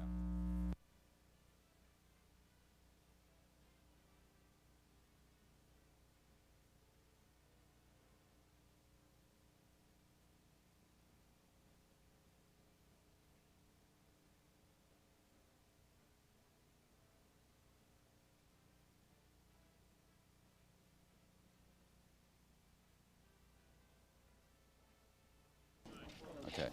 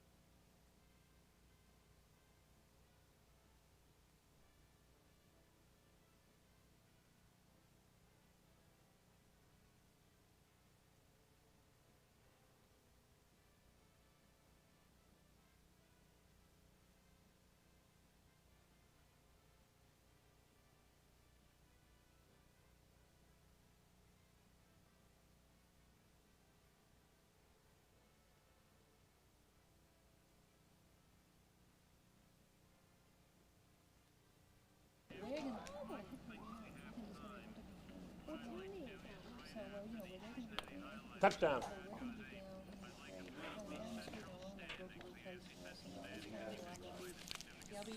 Right there. As Bradshaw throws the pass that's incomplete, you can put him right there, and you can put him right up on top of Anderson and Bradshaw. Shaking hands is fine.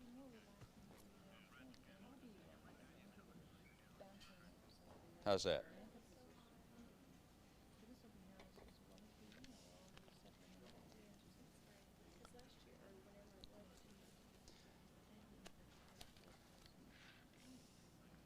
Mm-hmm. Except this show's supposed to be successful. So that.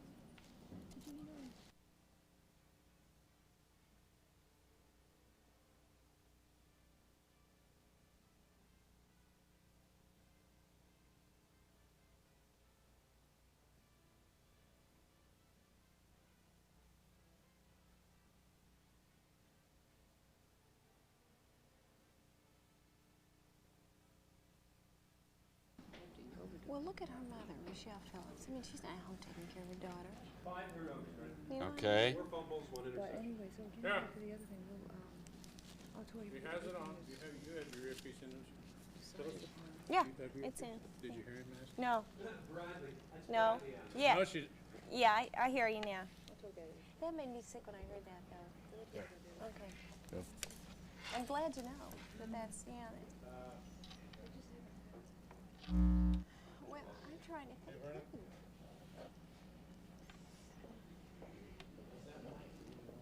Anybody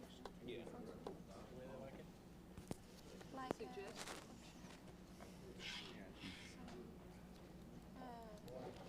Incomplete pass, Pat.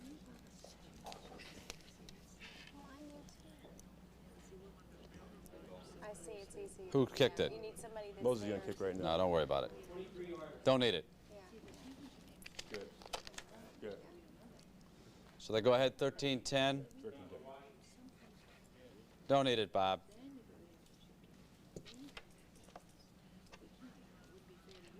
.3-yarder. I've got it. Yeah.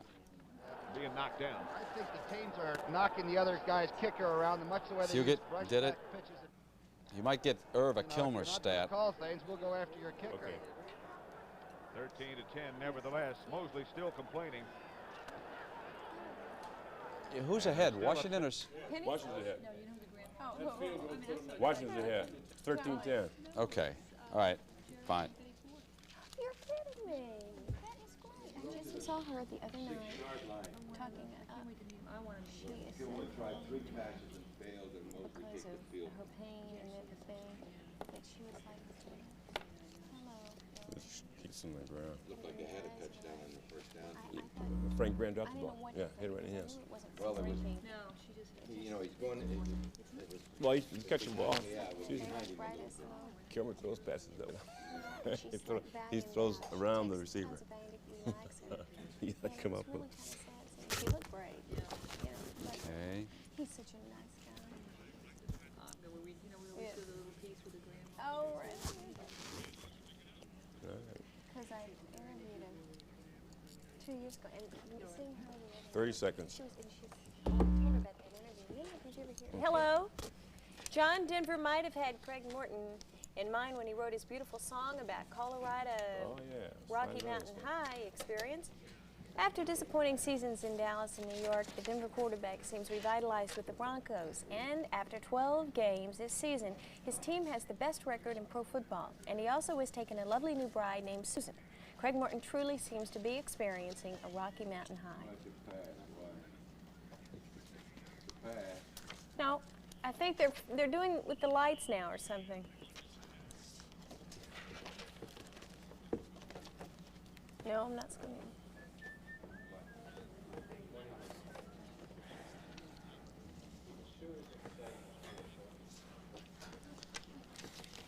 Yvonne, when would that be done? Yeah. Because that'd be Get out there with the Pasadena Association when they get them. Is there a place?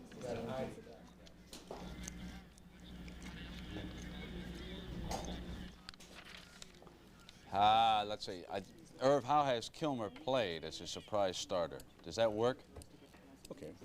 Does that work all right? Yeah. Okay. Most important thing, remember, you have to come up with the big play, of course, in this ball game. And Kilmer just worked the clock beautifully in the last minute or so of the second quarter to get that last field goal. Excellent. That's it. Yeah. What and then when I say earlier, 17-10.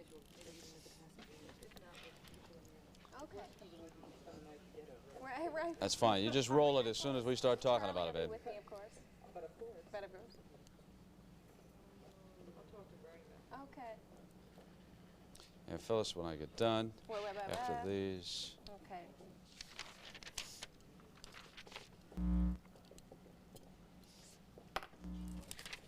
John Denver might have had Craig Morton in mind, a beautiful song about Colorado. Yeah. I've seen it rain.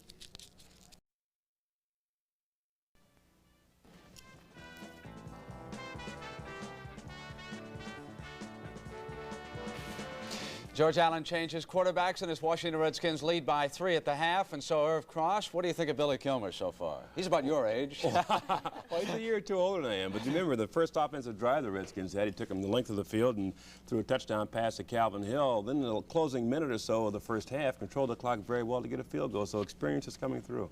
Speaking of control today, the Cincinnati Bengals seized control of the race in the AFC Central as they defeated the Pittsburgh Steelers 17-10. It was a tough weekend for Chuck Noll. He slipped on the ice, broke his arm the night before the ball game. His team started off this way. Bradshaw back to throw his first pass. Lamar Parrish swoops in, intercepts, and runs 48 yards for the touchdown, and Cincinnati moved ahead by 7 points. 5 turnovers by the Steelers. This next possession, fumble by Blyer, recovered by Bacon. And it was Pat McAnally replacing the injured Isaac Curtis, who caught this pass by Kenny Anderson and got the Bengals to the 1-yard line. Cincinnati gambled on 4th and goal. They went to Pete Johnson, and the Steelers held him right there and took over. Back they came. Bradshaw carefully driving the Steelers. What kind of a field condition was it? Look at the ice that Cunningham is knocked down on after a 26-yard gain. As they start the second quarter, Franco Harris broke across, and the Steelers had tied it. Then it was Bradshaw. Where did that man come from? Who is that guy? Bradshaw back to pass, looking for Lynn Swann, a very costly reception. Swann has got it, but he sustains a hip pointer, and he is out for the rest of the game. That set up a Pittsburgh field goal. The Steelers move ahead by 3. Back comes Anderson driving the Bengals, looking for Brooks this time. This is a 57-yard pass play, set up a 25-yard bar field goal, tied at 10. The cruel afternoon wore on. Jim LeClaire out, frostbite. Then it was the Steelers who seized control, but then they fumbled the kickoff, and Cincinnati had a chance. Anderson going to McAnally down the sideline, 43 yards, and Cincinnati beats Pittsburgh 17-10. Bradshaw's last chance as time ran out. He overthrew Stallworth by about a yard, and you can see that Cincinnati and Pittsburgh are tied right now at 8-5, but because Cincinnati won by 7 points today, if they beat Houston next Sunday, they would beat the Steelers by a single point in the tie-breaking method. Of course, that is saying that Pittsburgh will also beat San Diego. It is going to be that close in the AFC Central. Speaking of a race that was close, how about the one out in the AFC West, Denver and Oakland, and a special tribute to those Denver Broncos. Denver has surprised everyone this year. We have a nice music piece today with one of my favorite singers singing a terrific song that we all love. John Denver might have had Craig Morton in mind when he wrote this beautiful song about Colorado experience, Rocky Mountain High. After disappointing seasons in Dallas and New York, the Denver quarterback seems kind of revitalized with the Broncos. And after 12 games this season, his team has the best record in pro football. And he also has taken a lovely new bride named Susan. Craig Morton truly seems to be experiencing a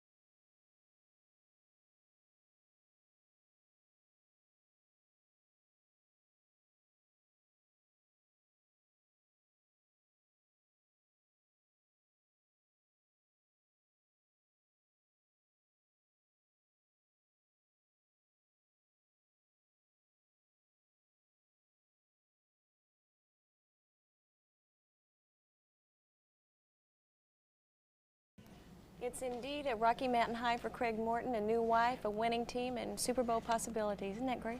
Cinderella walks amongst the mountaintops in Colorado. And the NFL Today will continue on CBS after these messages from your local stations. Kojak is moving to Saturdays. Watch Telly Savalas' Kojak tonight at 10, 9 Central and Mountain on CBS.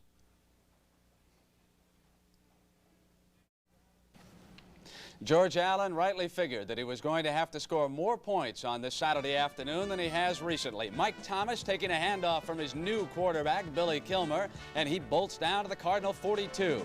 Then it was Clarence Harmon with a crushing block by Thomas on Arneson, and Harmon got to the 18-yard line. Billy Kilmer, 5 touchdown passes this year, 4 of them against the Cardinals. Here's Calvin Hill breaking across. It was 7-0 Washington.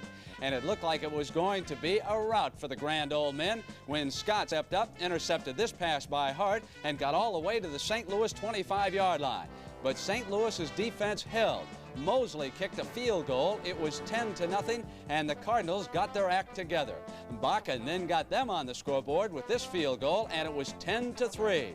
Kilmer trying to rally the Redskins again, and here was a big turnover. Hits Calvin Hill on that same pattern they ran for the touchdown, but this time Hill fumbles and Giblin recovers for St. Louis. St. Louis then went on a march. 2 big plays. This is number 1. Draw play with Terry Metcalf. He gets down to the 25-yard line. But the Washington defense held. It was 2nd and 20, and it was Hart looking for Ike Harris, and he got him. And Harris got the first down as he got to the 5-yard line. Now watch 3rd and goal from the 1-foot line. Steve Jones and the officials say he crossed the plane. It was tied at 10. Then Billy Kilmer brought Washington back down, and Mosley kicked this 23-yarder. So we stand 13-10 at the half. And Irv Cross, when you were out in St. Louis this week, I understand that they say that losing record doesn't really belong to the Chicago Cardinals. What's that all about? This is what it's all about. Managing general partner Bill Bedwell said that record in the record book of 29 consecutive losses of the Chicago Cardinals should not be there. What it should be is simply this. The losing streak in Chicago was 19 straight games, and then the team was combined into the Shy Pitt team. At that point, they lost 10 consecutive games. So Bidwell is saying that there ought to be an asterisk in the record book, making it 19 consecutive losses for Chicago Cardinals, not 29. And if that's true, the record then is held today by the Tampa Bay Buccaneers. Mr. Cross, and he'll answer everything right to the point. Boy, did you just make John McKay's Saturday afternoon. The NFL Today will continue on CBS in just a moment.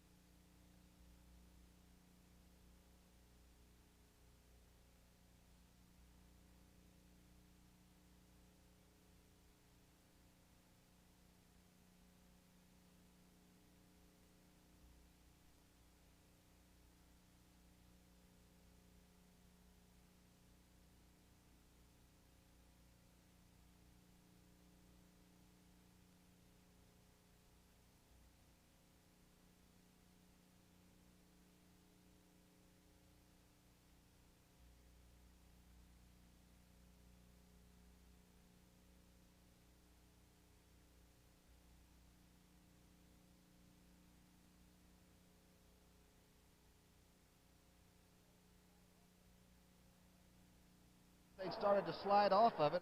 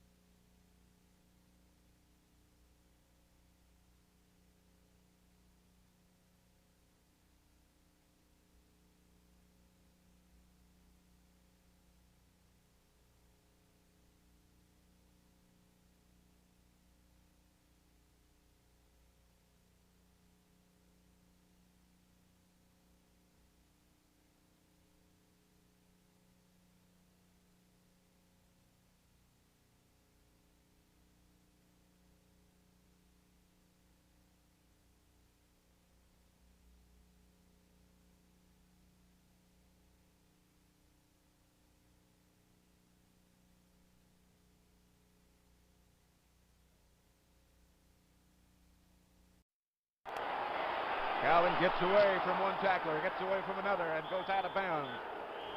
Deeper in Cardinal territory. Roger Worley, I believe, finally got him out of bounds.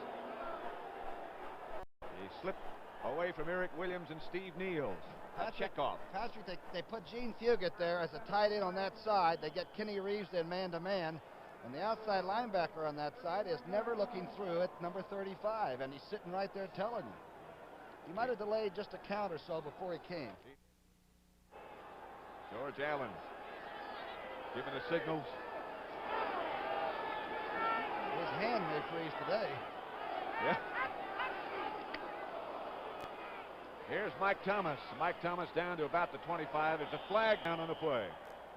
Kearney, Bradley on the tackle. Looked like the Cardinals tried to fire that left side linebacker. Oh, offensive holding. It's just about the perfect play if you can cut off the linebacker, but you can't hold to do it, can you? Walk off against Washington. That'll make it 1st and 20. Holding, offense, number 74, first down. That's George Stark. Don Coryell with a concerned look, to say the least. 16-13 the score, Redskins over the Cardinals.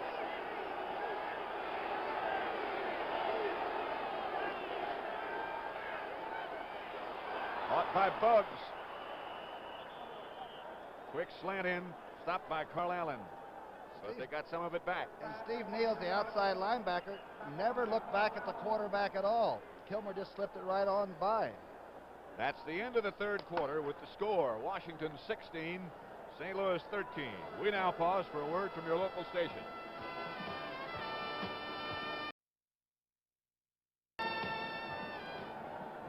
very feebly. Sandy, do you have that last play, or is it gone? You want to see a good pass play, watch this. This is the difference. Watch Kilmer just thread this. Look at that. 3 people. He just threaded it. Who was that? Fuga? Bugs. Was that Bugs? That's a better shot of it. That's a better shot of it. Can you get it for me? It just shows what a veteran quarterback can do. Where are your gloves? Oh, that's an idea.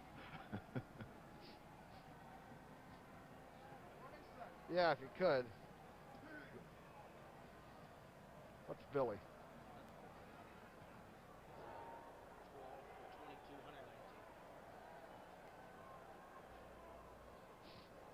Hold on.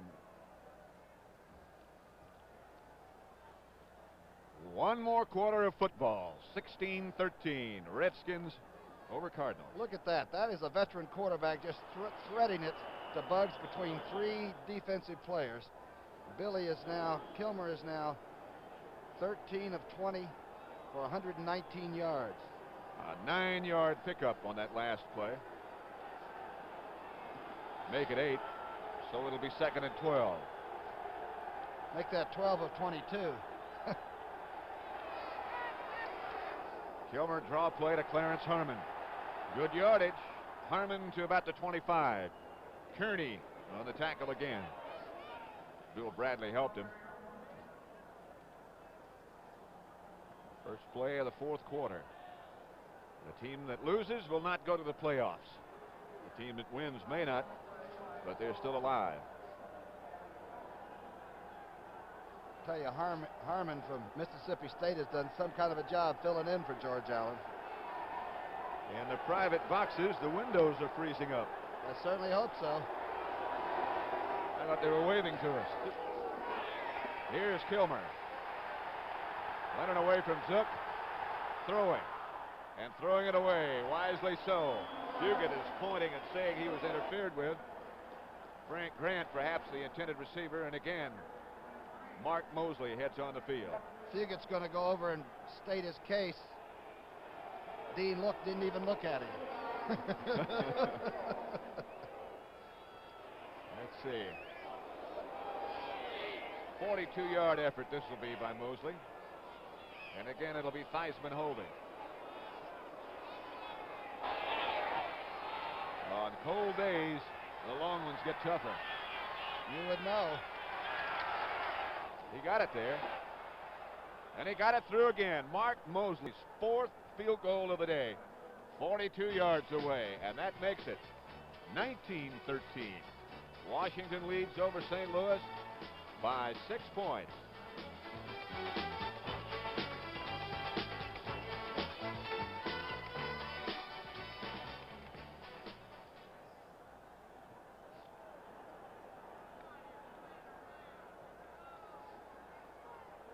With this defense, it's a big one, but that still is one Mel Gregg catch, baby. He can use them faster than you can.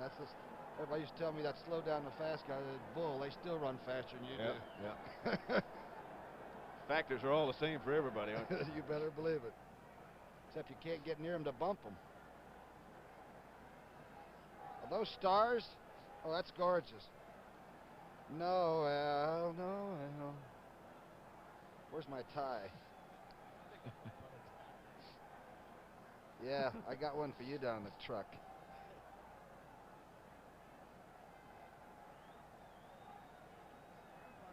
I think my Eskimo pie just...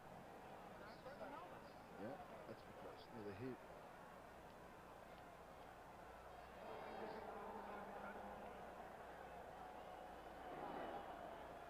(19-13) the score. Some of the Christmas decorations up in the upper deck of Bush Memorial Stadium.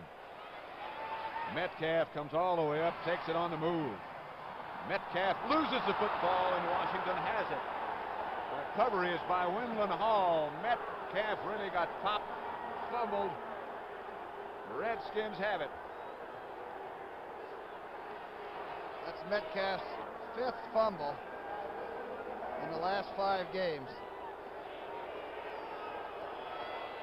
He's had a 99-yard rushing day, and I know he feels awful, but I'll tell you, you can't gamble with those arms out, windmilling around, and that's his style. It's too bad because he made 2 real big plays in the first half for him. I'll tell you what this is doing. This is putting Chicago in the playoffs because they beat Washington in a tie-break situation. Los Angeles. Beyond that, even if the Redskins win that game and Chicago wins its next 2, Chicago beats them. A 6-point margin won't beat you if you can get a touchdown. Now, I don't know who would win a tie-break between Washington and Minnesota. 13:35, now 13 and a half minutes left to play. Yes. Redskins, 19-13. Charlie? Touchdown by Calvin Hill on a pass from Kilmer, and 4 field goals by Mark Mosley.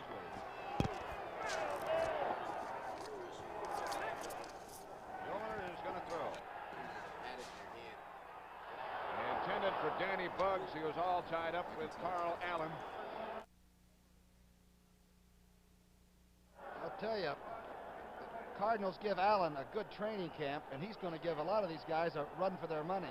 I do think that secondary misses Sensabaugh, who was not only their interceptor for touchdowns, but a sort of a hitter back there, and I think they missed that a little bit. But that young Allen can play. Would you know they were at a football game? They look numb, don't they? It's like they're in the Anchorage Thanksgiving Day parade. Calvin Hill in the backfield. He's on the left side of Kilmer now, and again he comes out of the backfield. Kilmer away. Kilmer's going to run. Billy Kilmer gets out of bounds. I believe he got enough for a first down. He's close to it. While he's not exactly a 4-4 sprinter, he got it done, didn't he? All he had to do was run 11 yards, and I think he got it. Yes, he did. Here it is. Talk about running for daylight. This is out of fright. Now watch Billy. He knows that Carney's after him, and the hayhook just missed, didn't he? Roger Worley over talking and asking for a measurement, but they've already moved the chains, and now a flag is dropped on the other side of the field. Foul. Unnecessary roughness. Number 56. First down.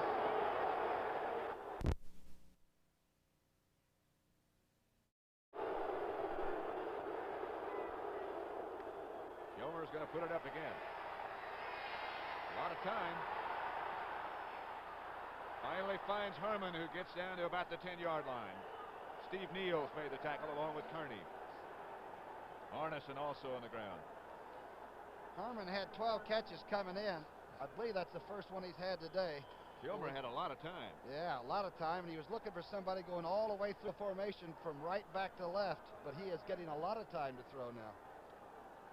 5-yard pickup. Ball at the 10-yard line. Redskins lead 19-13, trying to get more.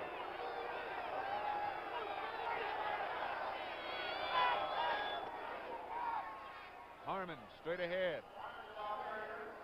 Got close to the 5. Charlie Davis led the charge. Here's the quarterback, who's been resting lately, but when it came time for the big one, he got the start. Looks like Stokes and Nugent on that side got pretty good blocks. Lynn Hawes is starting in how many consecutive football games? It's 196, I believe. That's correct, yeah. I think he's always been the center there. I can't remember the center before Lynn Hawes, Washington. I think they created a position for him. Third down. Calvin Hill and Clarence Harmon, the running backs. Hill. Ball forward over the 5 and enough for a first down. There's almost an altercation on every play now, and that's usually from frustration if it's from the defense. Watch Calvin go up and over, and young Allen did something and said something after the replay was over. Calvin had both hands covering up the football. 11:25 left to play. Redskins 19, Cardinals 13. Both teams fighting to stay in the playoff picture. Right now it's the Redskins whose picture is looking better. First and goal at the 4. Harmon. Thomas. Thomas cuts inside. Thomas, touchdown. Mike Thomas takes it into the end zone.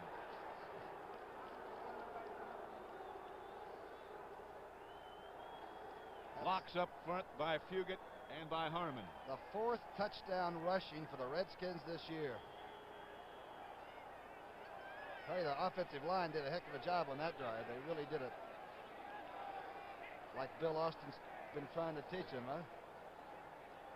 Mark Mosley, and there's Thomas being congratulated by George Allen. Kick by Mosley's good. Flag is down, but the kick by Mosley was good. Moving the score to 25-13 now.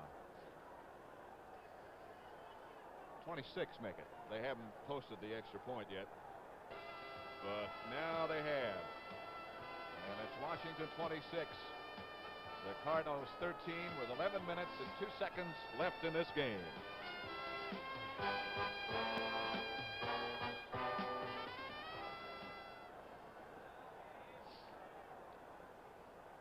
Mel Gray have anything? With one catch, I think. No catches, none. He caught one, I know. Mel Gray, over here, remember you said that was the 59th game in a row in which he caught one? He did catch one, didn't he? Yeah, he caught one on this side. Caught one right down here for first down. Yeah, a little out. Okay.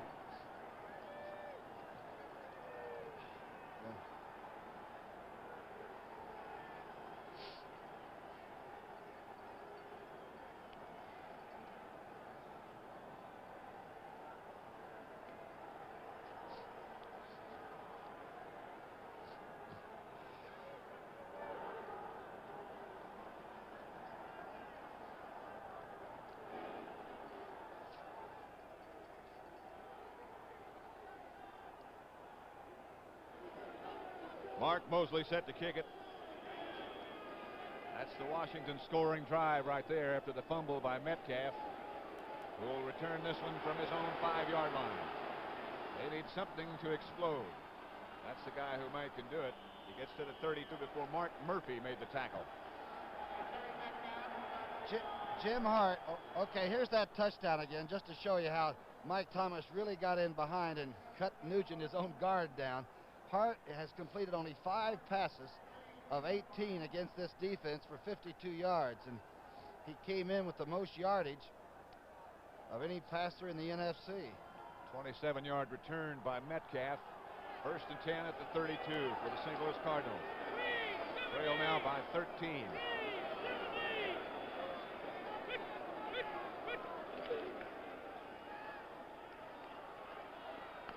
Caught by Metcalf, and he might go.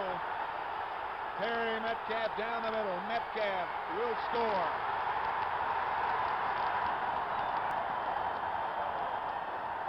They're not fooling him now. They are standing up for Terry Metcalf. He isn't slippery. He's just incredible in the open field. That's what he is. A 68-yard touchdown pass. Jim Hart to Terry Metcalf. And do not adjust your set. Hart's 6th completion was a pretty good one, wasn't it?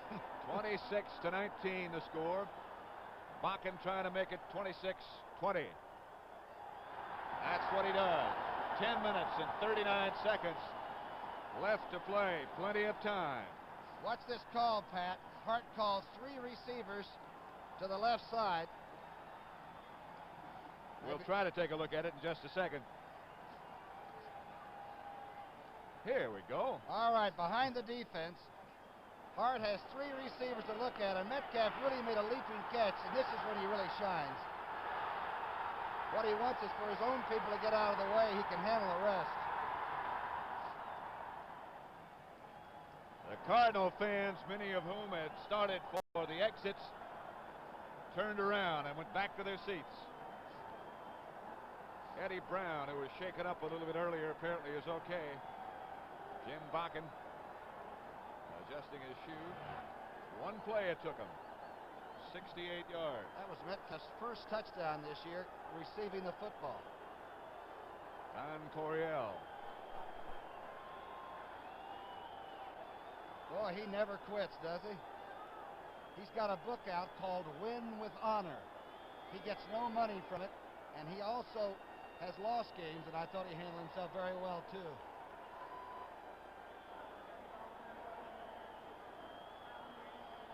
Ten minutes, 39 seconds left to play. Bakken kicks to the right side. Mark Murphy has it. Out of bounds at the 30-yard line. The Cardinals covered well. Kurt Alderman made the tackle. Laverne Torgerson, the defensive coordinator, looking on. A reminder again of the CBS Sports Spectacular, the WBC World Welterweight Championships. Championship, I should say, between Carlos Palomino and Jose Palacios. Hot Rod Association World Championships of 1977. A professional arm wrestling championship for this country and the world's strongest men competition. Next Saturday at 4 here on CBS. The Sports Spectacular. Kilmer firing deep. Intended for Danny Buggs. Buggs slipped down just before the ball got there. I tell you, he has a pretty good chance to catch that football. He ran backwards a little bit, did a couple of axle rods or whatever they call them, and still couldn't catch it. Here it is. Ball's pretty well thrown. You can see that Buggs has already got into the act. Axle rods, huh? That's the way Dick Button would say it, right? Second and 10 situation for Washington. Plenty of time left to play. Redskins lead 26-20. Clarence Harmon wrapped up as he came straight ahead by Steve Niels, Eric Williams, and Tim Kearney. With 10 minutes left, the object now defensively is obviously not to let the Redskins keep it. The Redskins only have a 6-point margin, and we can see how quickly the darn Cardinals can score. Like that, they can score. Calvin Hill, Mike Thomas, the running backs for the Redskins.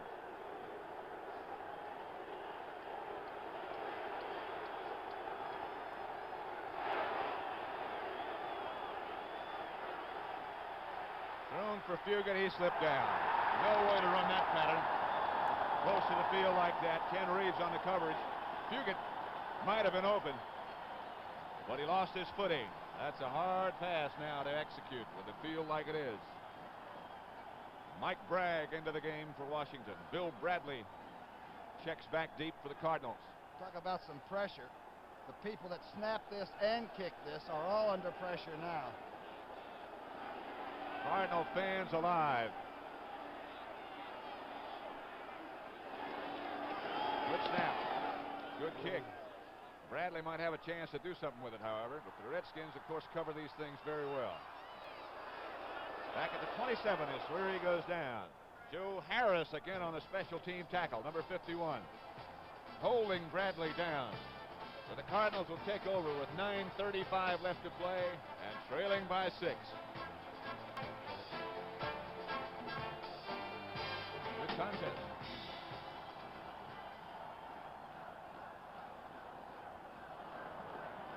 Sandy, can you do any isolated stuff at all? It's just hard to it's hard to at regular speed, isn't it?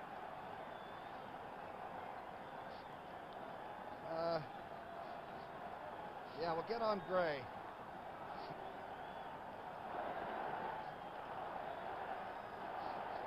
Well, let's see. Get on Gray and let's see what they're doing with him. It'll tell us the story.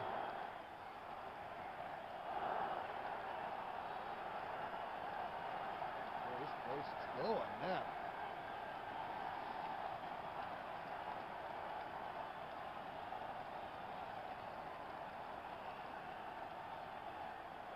Yeah.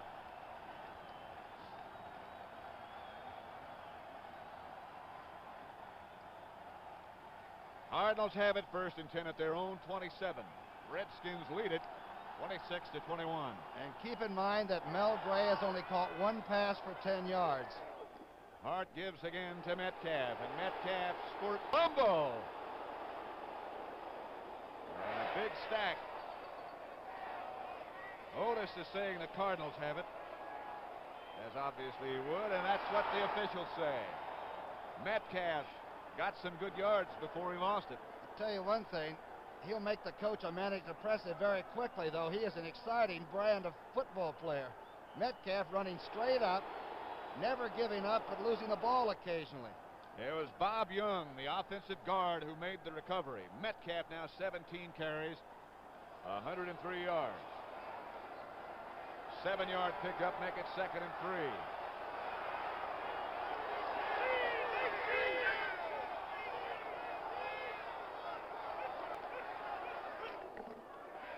Otis will try to go for the 1st down. He does not get it. He lost his footing. And Brad Dusick played it extremely well. He got help from Jake Scott. A big 3rd down coming. Boy, here is a big call. 8:49 on the clock. The ball getting extremely hard to hold on to.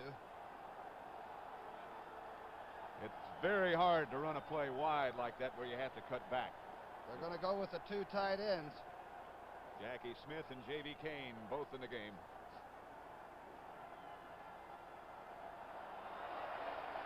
Metcalf is out of the game now. The deep back in the eye is Steve Jones. Otis in front of him.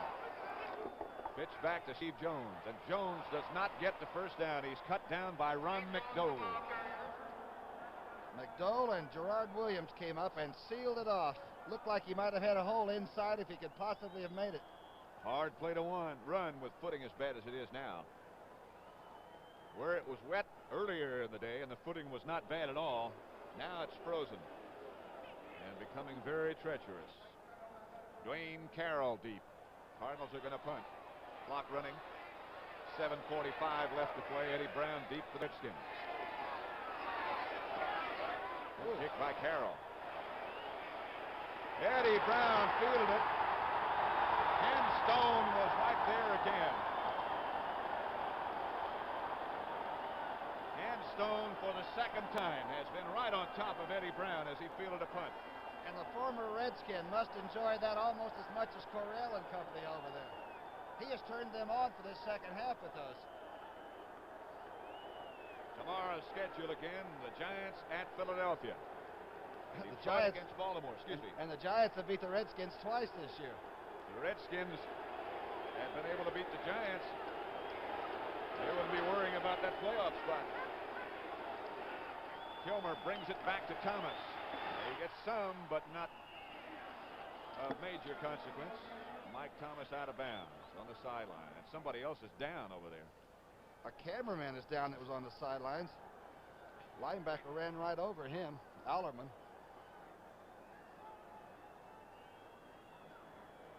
Eric Williams, sorry, was the linebacker that did the cameraman in.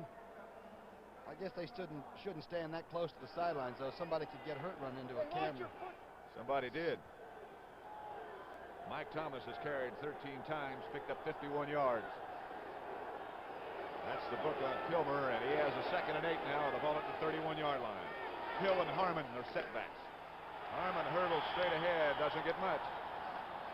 Cardinal defense now rising to the occasion. Eric Williams in there. And Charlie Davis under the pile. Those 3rd downs seem so much more important than the other 2 or 3. And here's one up now. The time remaining, you see up in the right-hand corner of your picture.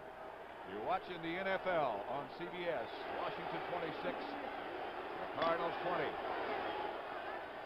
Looking at the playoffs. Kilmer throws outside to Calvin Hill. Calvin tries to break a tackle, but does not. Mark Ernison made the tackle, and the Redskins again will have to punt.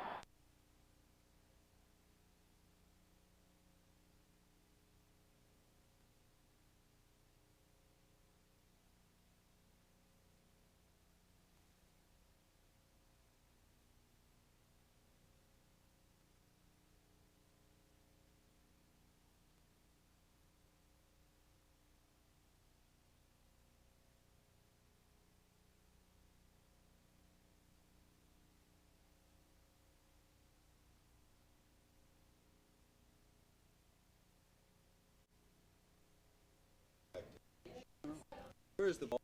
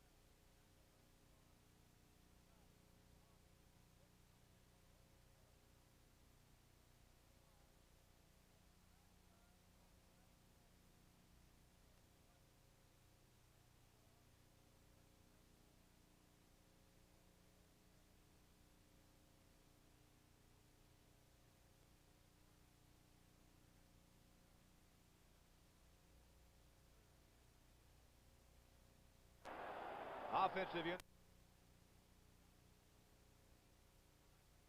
11 seconds left to play. 6. Cardinals 20. The loser, no playoffs. The winner is still alive. What is it George Allen says?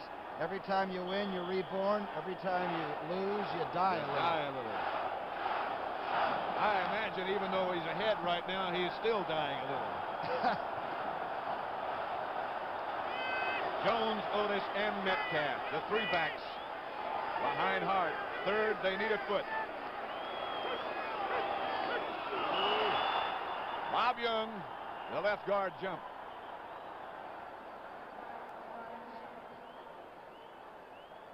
Against St. Louis. Ooh, that is a tough one. The tug of war will be a lot easier than jumping off sides in that crucial situation. Could have been the count. Illegal procedure. Offense, number 64, third down. I'm sure that Hart went on a longer count to try to pull the Redskins offside. And sometimes when you change a cadence, it hurts you just as much as it does them. It'll be 3rd and 6 and a whole different ball game now.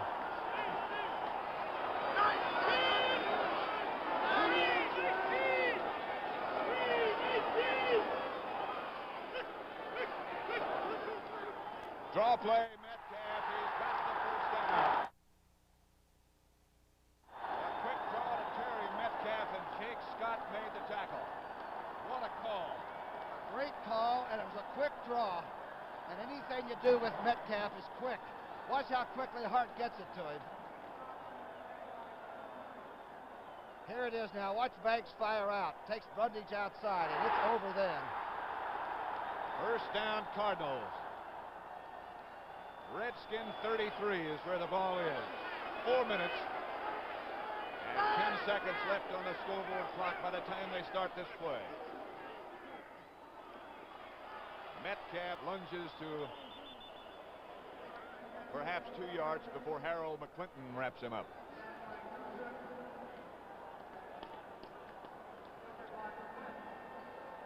There is one more game after this. For one team, it's going to mean a heck of a lot. For the other team, it's a matter of going through the motions. And you wonder about all of those big plays early in the year that lost a game here or there.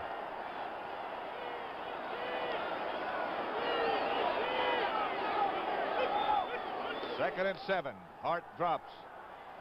Protection is great. The ball is underthrown. He was looking for J.B. Kane. Gerard Williams was back there with him. Good thing it was underthrown. Coverage was good. They were coming back to take the INT. There's a big guy from Colorado. I mean, he is a tight end to be reckoned with. He's getting stronger. He works out on Nautilus equipment all the time. He is growing up emotionally, too. Wonder how much more he's going to grow. I don't know. At 6'4", he's filling out a suit pretty well right now. 6'4", 230 there or thereabouts. Another one of those down number threes. Ball at the 34. Third down, 7. That's what the Big Red needs for a first down. Washington leads it 26-20. A blitz is on. Hart fires down the middle, underthrows Metcalf. He had to get rid of it because Brad Dusek was looking right at him. Hadn't that been the case with that Washington defense? When they do blitz, it's at the one time you don't expect it. 3 minutes and 17 seconds left to play. Ooh. It's a long gamble on 4th. You may not get the ball back, but 4th and 7. Would you even consider a field goal here? Consider getting the ball to 21, I guess, if I had to decide. I guess. The Redskins blitzed on third down. They don't appear to be thinking about it this time. No blitz. Knocked away by Joe Lavender, and the Redskins will take over. Intended for number 85, Mel Gray. Looked like they were in the huddle. Looked like the Redskins were in the huddle with the Cardinals that time. It was a short out, which is a tough thing to cover, and Lavender is waiting for him on the sidelines. Watch this. Almost picked it off. Knocking it down was just as good. Redskins take over, 1st and 10 at their own 34-yard line. They lead by 6. 26-20 the score. Now the pressure shifts to both of these two units. Redskin offense, Cardinal defense. Cardinal defense up to the occasion on first down. Eric Williams, number 55, made the tackle. A good tackle. He slid right in behind it. This team beat the Dallas Cowboys. Unbeatable at that time, everybody thought. They've done some great things, and after today, it's home for the holidays. Clock still running. 2 minutes.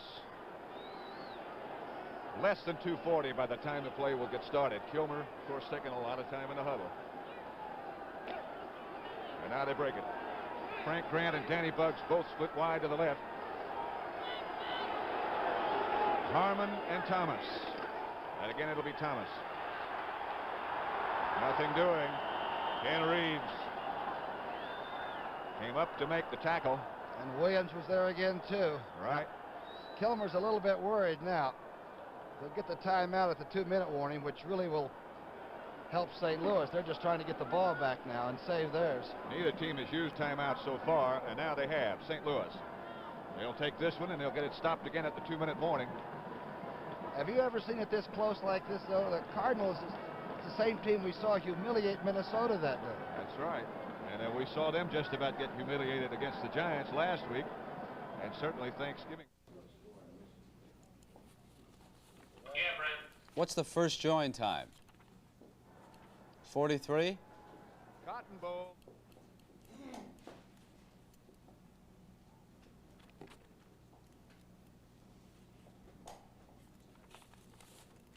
Against Notre Dame. How about Browner? Can he play a little bit? Speaking of full-grown people, he and McAfee filled up the stage. Checking.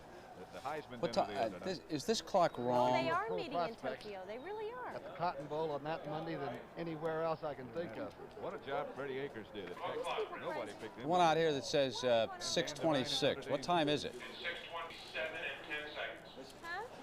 At the 35-yard line, Billy Kilmer comes roaring back into the, running back into the huddle. Who is? Which quarterback's going to go high? Same speed, even if he's carrying the football. It's always that same gait. So, they haven't played any.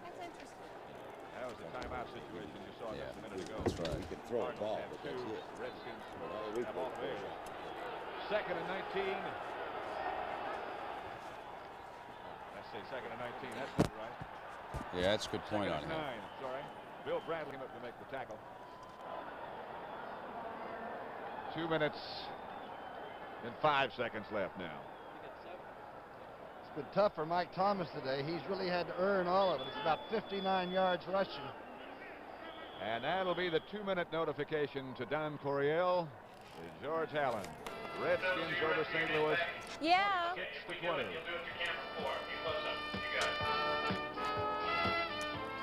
Let me just run through it, just in case. Oh, It's incredible. fine. Well, actually, if you come up a little, getting blind. Hey, they're going to punt it away, Hey, that's right? fine. Yeah.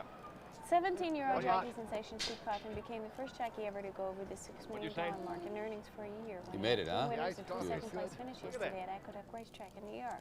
They made up 17 strokes against The Canada. first one's the lead. If we just got a little bit of time, They take a Phyllis. three-stroke lead with 1 round to play. Also in contention in Japan and Italy. That I don't think is important. University of Miami Athletic Director Pete Elliott reconfirmed he seriously considered moving to Notre Dame Miami in 1979 from the Orange Flow to Tokyo, Japan. After last week's game between the two teams in Miami. Oh, this is. Are we only going to have the second half highlights? Do you know? Are they separate packages? Separate packages. Okay. And Brent will not only look for the score tomorrow, but we'll also look for the attendance too.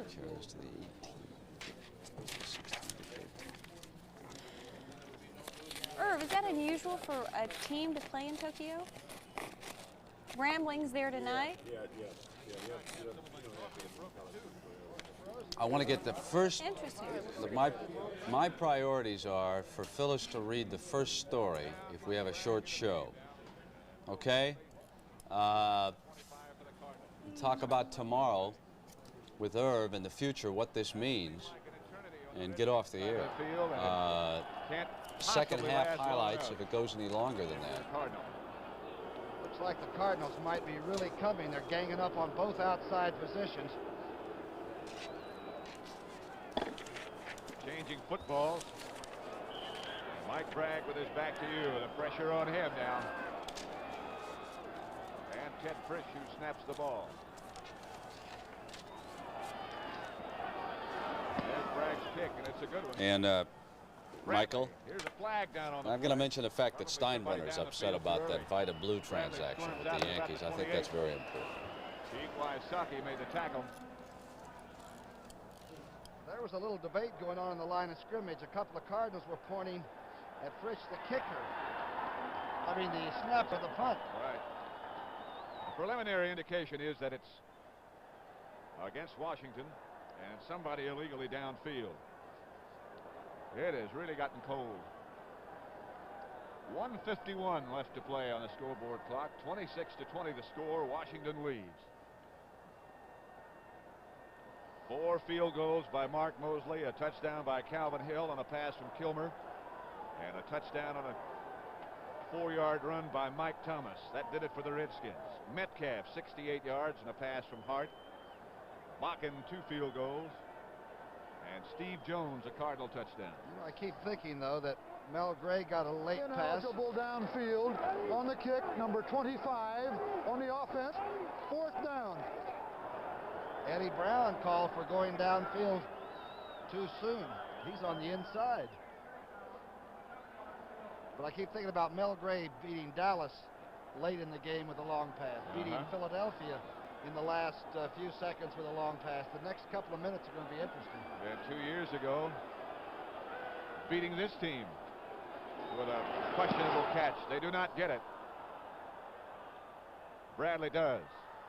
Looking for some place to go, and Bill Bradley gets to the 30. The Cardinals, after all that, pick up 2 yards after they had to kick it again.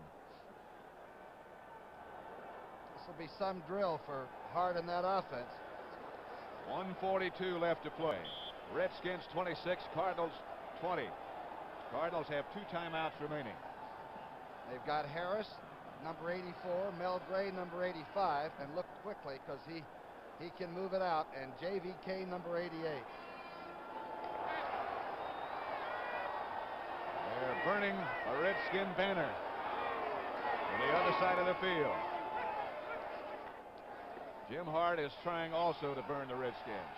Fire down the middle is caught by Mel Gray. Gray speeds away from a couple. Mel Gray at the 35 and the 34.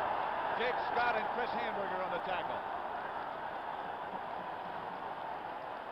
Looks like Coryell's headset may have frozen up. But I'll tell you, if Mel Gray gets into the secondary without being bumped, you cannot cover him. He's the top part of your screen. Hart really stays in. Great protection. Pass blocking, which he expects now. Yeah. Normally. some kind of a game. The Cardinals have taken another timeout. They have one more left. They trail by 6. Okay.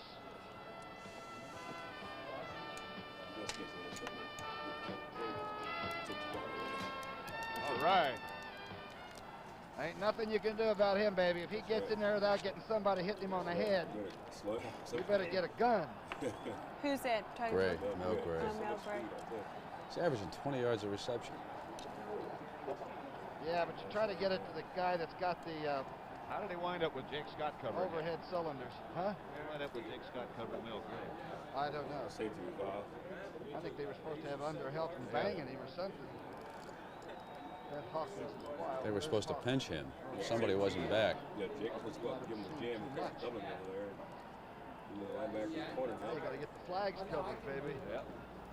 35 yards. That's nothing for this team. And the Cardinals. Speed. Gerard Williams. Cardinals ready to go on first down at the Redskin 34. Looking for him again. Get up, get up. Brown was there. Interference should have been called. It was intended for J.D. Kane, who was down He's on one giving knee. him. Look at him. Houston came over the top, and I thought he came over before the ball got there. He's such an intense guy, you know. He's going to give it to this guy. That back judge is going to get it now. Yeah. Oh, he's slipping off, so he won't say anything to him. Taken by Dave Butts. And our back judge is going to hear something now. Yeah, he's on it. He's getting it in his ear right now. Jeez, knock that guy down. What are you doing? Is he under pressure after those 2 big loses? Oh, yeah. Not really. He's just disappointed. He has a real good team. They're not playing well. 3 weeks ago, they really went flat. Jimmy Hart dropped. Oh, no! Oh! Intercepted, Eddie Brown. Eddie Brown back in his own end zone, dives for that interception and held on. I don't know how. I don't think Metcalf thought Eddie Brown had a chance for the ball. I think he thought that Hart was wasting it, throwing it out. Look at that group of Redskins. Offense and defense. Here it is. Eddie Brown turned his back on it. Look at this. He stayed with it, and Metcalf can't believe it either. Eddie Brown with that clutch interception, and Washington will take over with 1 minute and 8 seconds left to play. His first interception might be the biggest one George has had for a while. Eddie Brown. There you go, Mike. There you go, baby. From Tennessee. And that tells you the story of Don Coryell for the moment. Redskins and Kilmer just fall on the ball. Cardinals only have 1 timeout left, and there it goes. A very dejected crowd starting to file out now of Busch Stadium with 1 minute and 5 seconds left to play. It looks like the Redskins might stay alive.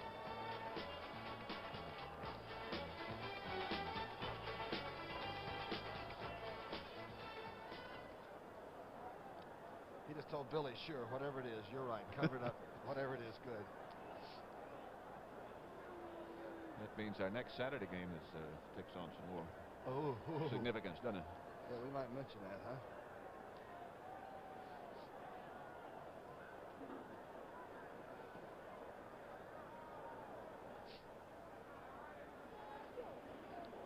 So I'll tell you one thing. That's close to being finished. Oh, yeah. Yes, sir. He had him going forward.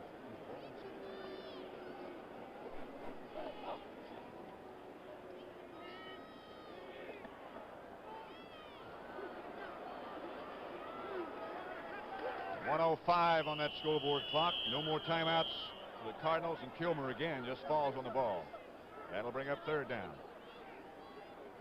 Produced today, Charles Milton III. Wish he'd have given me his tie.